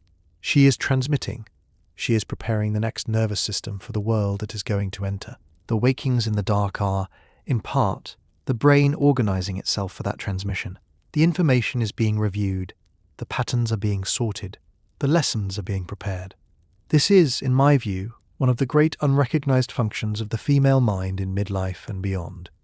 It is not only that the brain is releasing what it has held, it is that the brain is preparing to pass it forward. The conversations that older women have with their daughters and granddaughters, when those conversations happen, are some of the most important transmissions of survival information that occur in human societies. The fact that the modern world has, for several generations, treated these conversations as gossip, or as old-fashioned nattering, or as the indulgences of women who should have been doing something more productive, is, again, one of the great impoverishments of modern life.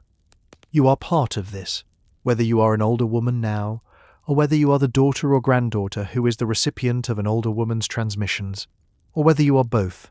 You are part of the long line. The brain you carry tonight is the instrument by which the line is held. The wakings are the instrument working. In the next chapter, we will look at what the system actually transmits, and at how the patterns travel down through generations. We will look at what is now called intergenerational transmission of trauma, at the epigenetic evidence, at the developmental evidence, at the ethnographic evidence, and at what it means in your own line. By the time we leave Chapter 9, the full shape of the picture will be in front of us. Chapter 10 will then bring us back to your body, your bed, your night. Chapter 9. There is a thread that runs from the body of a great-grandmother, through the body of a grandmother, through the body of a mother, into the body of a daughter. And that thread is not only metaphorical, it is biological, it is chemical. It is, in ways that are still being mapped and that will be mapped further across the coming decades of research, traceable.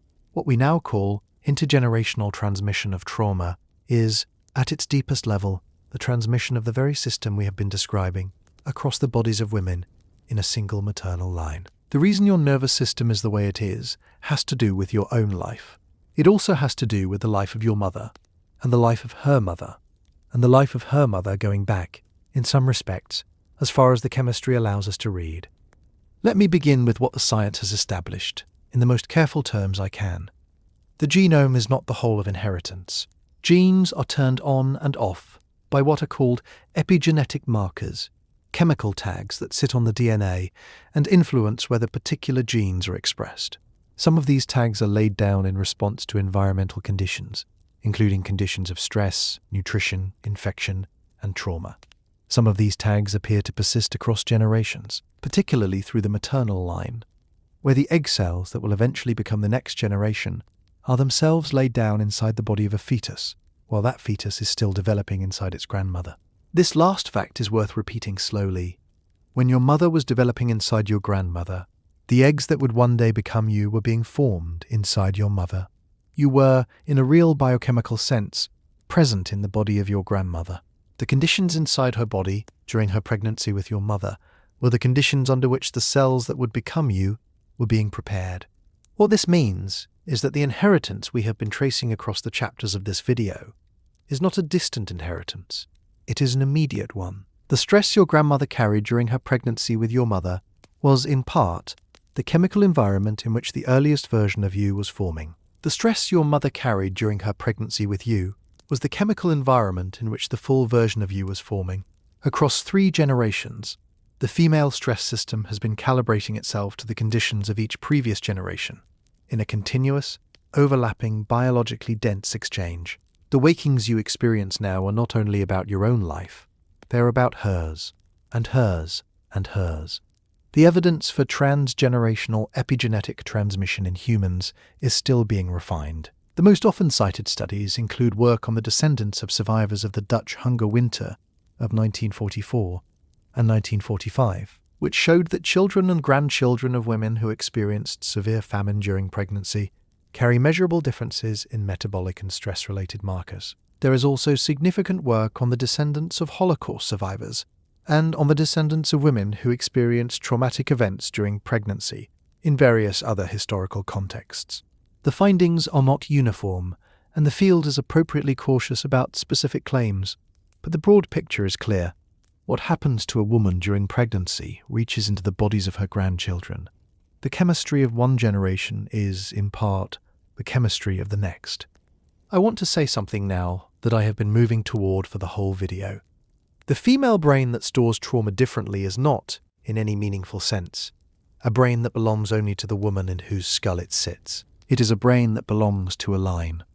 The wakings, the returning memories, the strange new shapes of the mind in midlife are not only the working through of a single woman's life, they are the working through of a line of lives.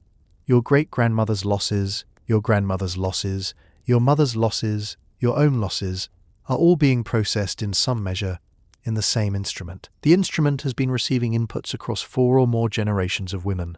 The inputs are still being integrated. The integration is part of what wakes you in the dark. This is not a claim that you carry the conscious memories of your ancestors. You do not. The specific images, the specific stories, the specific words do not travel through epigenetic mechanisms. What travels is the calibration, the set point of the stress system, the default level of vigilance, the threshold at which the amygdala fires, the pattern of cortisol release and recovery, the shape of the sleep architecture, the sensitivity of the gut, the disposition of the immune system. These are the inheritances. They are not memories in the sense of pictures. They are memories in the sense of postures. The way your body holds itself day and night, is, in part, the way the bodies of women before you learned to hold themselves under their conditions.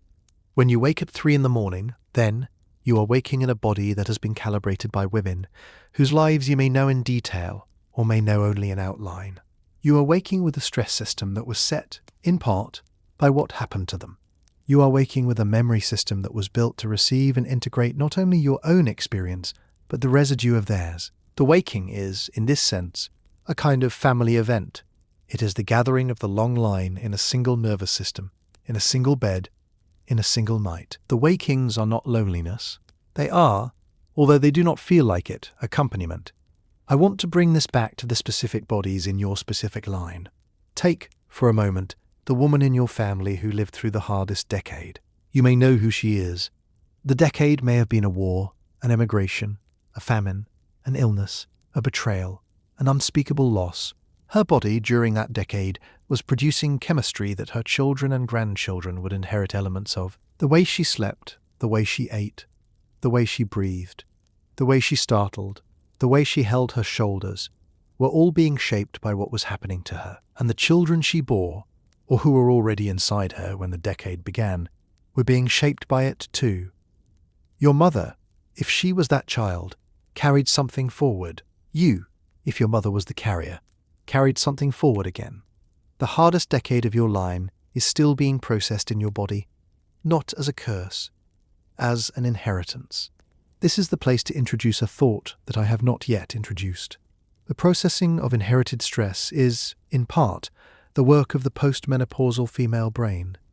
The brain that has been released from the demands of fertility, that has gained the bandwidth we discussed in Chapter 7, is the brain that is best equipped to do the long, slow, integrative work of metabolizing what has been inherited. This is, perhaps, one of the deeper reasons that perimenopause and the years after it are so often experienced as a period of psychological intensity. The brain is now doing not only its own work, but the unfinished work of the line. The wakings, the returning memories, the strange new sensitivities, the sudden intolerances, are the inherited business of the female line being processed at last by the brain that has the time and the structural readiness to process it. This puts the demographic that this video is for in a particular light. If you are a woman over 55 listening to me now, you are, in the most literal sense, the active processor of the unfinished business of the women who came before you. You are working through in your own nervous system what they did not have the chance, or the time, or the resources to work through. The wakings are not, in this light, an embarrassment. They are the labour of the line being completed in you. The women before you carried what they could. They passed forward what they could. You are receiving, late, in the small hours, the residue. The fact that the receiving is difficult is not evidence that something is wrong. It is evidence that something is happening. The line is being processed in you. The processing takes the form of sleeplessness, of return, of slow grief, of long late thoughts about people who are no longer alive, of new and strange feelings about your own body. This is the work. You are doing it. There is no one else to do it. I want to add one more thread before we move toward the final movements of this video. The processing that happens in the postmenopausal female brain is not, in the deep sense, a private process. It is meant to be social. In the small bands and villages our species evolved in, the older women did this work together. They sat together in the late evenings. They walked together in the early mornings. They processed, out loud in each other's company, what they had carried. They told each other their dreams. They told each other their wakings. They named the men who had hurt them. They named the children they had lost. They named the years that had taken too much. They were not alone. The processing was a collective activity, and the collective nature of it was part of what allowed it to complete. The modern world has, again, dismantled this, without replacing it. Most older women in the industrialized world process the long line in private. They wake in beds where no other woman lies. They sit at kitchen tables alone.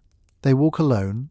They tell their stories, if they tell them at all, to a therapist they may see once a week, or to a journal, or to no one. The brain, doing the work it was built to do, is doing it without the social scaffolding that evolved with it. This is one of the reasons that the experience of midlife for so many women is so much harder than it needs to be. Not because the work itself is harder than the work the older women in deep time were doing, The work, in many ways, is similar. What is harder is doing it alone. I cannot, in a single video, give you the lost community of older women. I cannot put you in a kitchen with 3 other women in their 60s who are processing their own lines and who can witness yours. But I can tell you that what is happening in you is not abnormal. It is not pathology. It is the work. And the work, when it is named accurately, is more bearable than when it is unnamed. The simple act of recognizing that the wakings have a function, that the returning memories are part of an integration process, that the strange new sensitivities are the brain finally doing what it was built to do, is itself a kind of company. It is not the company you would have had in deep time, but it is company. It is the company of knowing. In the final chapter, we will move all the way back to the body of the listener, the woman in the bed tonight. We will look at what can be done with the inheritance, what can be passed on with awareness, what can be left in the line of women that comes after you. And in the conclusion we will close, in the deep sense, the circle that we opened in the hook. Chapter 10. There is something I want to say to you plainly in the last full chapter of this video before we move into the closing reframe. The body you are in tonight is the most ancient thing in your house. The walls around you are perhaps 100 years old. The furniture is younger. The clothes you wore today were made in a factory a year or 2 ago. The objects on your nightstand are recent. But the body in the bed is 200,000 years old in its design, and 4 billion years old in its deepest layers. It is the oldest piece of architecture you have ever lived inside. It is the only one you will live inside for your whole life, and it has been doing, all along, the work it was built to do, whether or not anyone has acknowledged it. I want to give you something concrete now, something to take from this video into your own life. We have walked a very long way together. By this point, you have spent more time with this material than most modern listeners spend with any single piece of careful, evidence-grounded work. The walking has, I hope, been worth something. I want it to leave you with more than understanding. I want it to leave you with a few small things you can use. The first is recognition. When you wake at 3 in the morning, when a memory you did not request rises in you, when the gut tightens, when the breath shortens, when the mind begins to walk the familiar corridors of a difficult night, I want you to recognize what is happening. The instrument is working. The line is being processed. The archive is being organized. The waking is not a sign of failure. It is the brain in your skull doing the deep work it was built to do. The recognition itself, in many women, lowers the alarm. The body is less afraid of the waking when the waking has been named. The vagus, sensitive instrument that it is, responds to naming. It does not require resolution. It requires accuracy. Accuracy is what we have been building for the last many hours. The second is permission. I want you to give yourself permission to be the kind of older woman whose brain wakes her in the dark and who does not apologize for it. The apology, when women offer it, is the residue of the long history we walked through in Chapter 6. It is the residue of being told, in many forms, that the female brain is a problem to be managed. It is not a problem, it is a function. Your function, the function of the women before you, the function of the line. You do not need to apologize for being the carrier of the long memory. The long memory was given to you by women who did not have the chance to set it down. You are the place where it lives now. You can hold it without apology. The third is direction. The long memory you carry has a forward direction, as we discussed in Chapter 8. It is not only for you, it is, if you wish it to be, for the women in the generations after you. The daughter you may have, the granddaughter, the niece, the friend's daughter you have watched grow. The young woman who comes to you for advice and does not quite know why. The transmission of what you carry in whatever language and at whatever pace feels right to you is part of what the system was built for. You do not have to transmit it all. You do not have to transmit it in any particular form. You can transmit some of it through stories, some through silence, some through the simple example of an older woman who does not pretend her life has been easier than it has been. Whatever you transmit, in whatever form, is part of the deep work. The long line does not move forward without it. I want to slow down now and say something to you that I would like to say in the kitchen if we were sitting together. The world has not been kind often to the female brain in midlife and beyond. It has dismissed it. It has medicated it. It has joked about it. It has tried to repair what was not broken. It has tried to silence what should have been listened to. None of this has stopped the brain from doing its work. The brain has continued, in millions of bodies across the centuries, to do what it does. The wakings have continued, the returns have continued, the slow integration has continued. The line has been processed, in private, in the dark, in beds and chairs and kitchens, by women whose work has been largely unacknowledged. If there is any small purpose to a piece of work like this one, it is to acknowledge the work.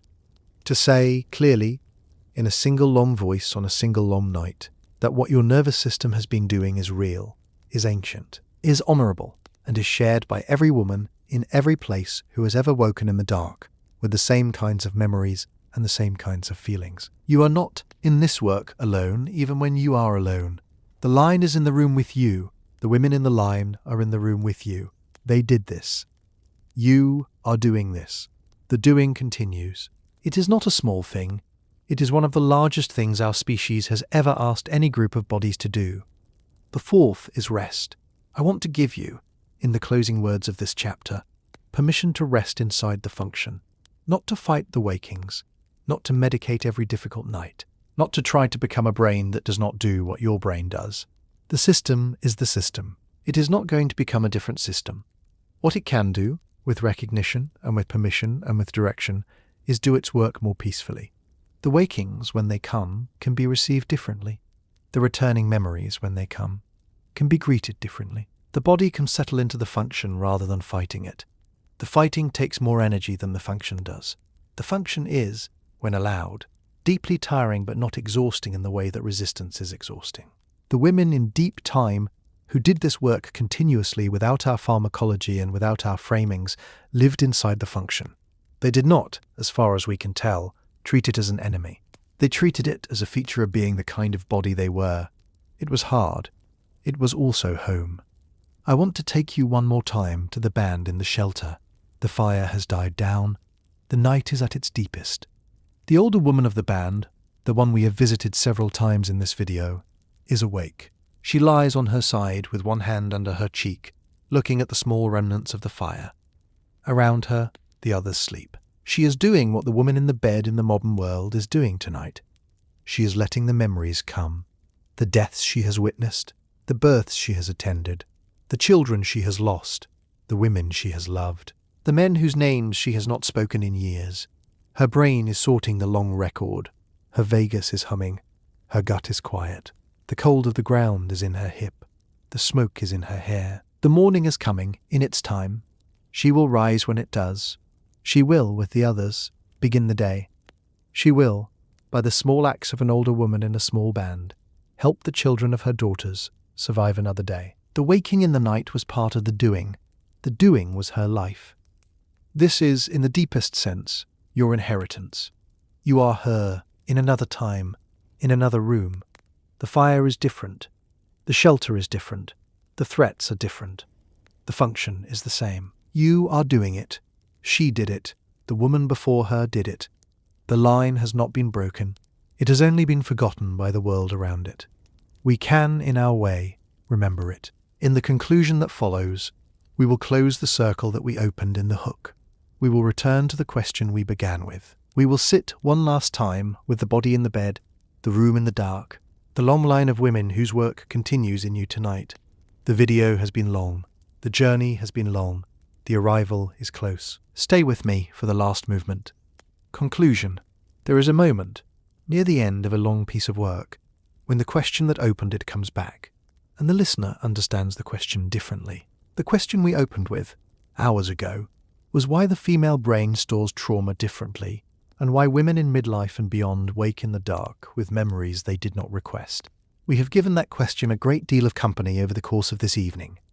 We have walked through the deep evolutionary past, through the bones of women in graves, through the developmental window of the fetal brain, through the hormonal architecture of the lifespan, through the vagus nerve and the gut and the immune system, through the long history of how female memory has been misnamed by male medicine, through the central transition of perimenopause and what lies on the other side of it, through the older women of the historical record, through the epigenetic transmission of stress across generations, through the unrecognized work that is being done every night in the nervous systems of women who are mostly alone in their beds. The question we opened with was, in a sense, the wrong question. Not wrong in any harmful way, wrong only in its angle. The angle suggested that the storing of trauma was an anomaly to be explained. The walking has shown us that the storing is not an anomaly. It is the central function of the instrument.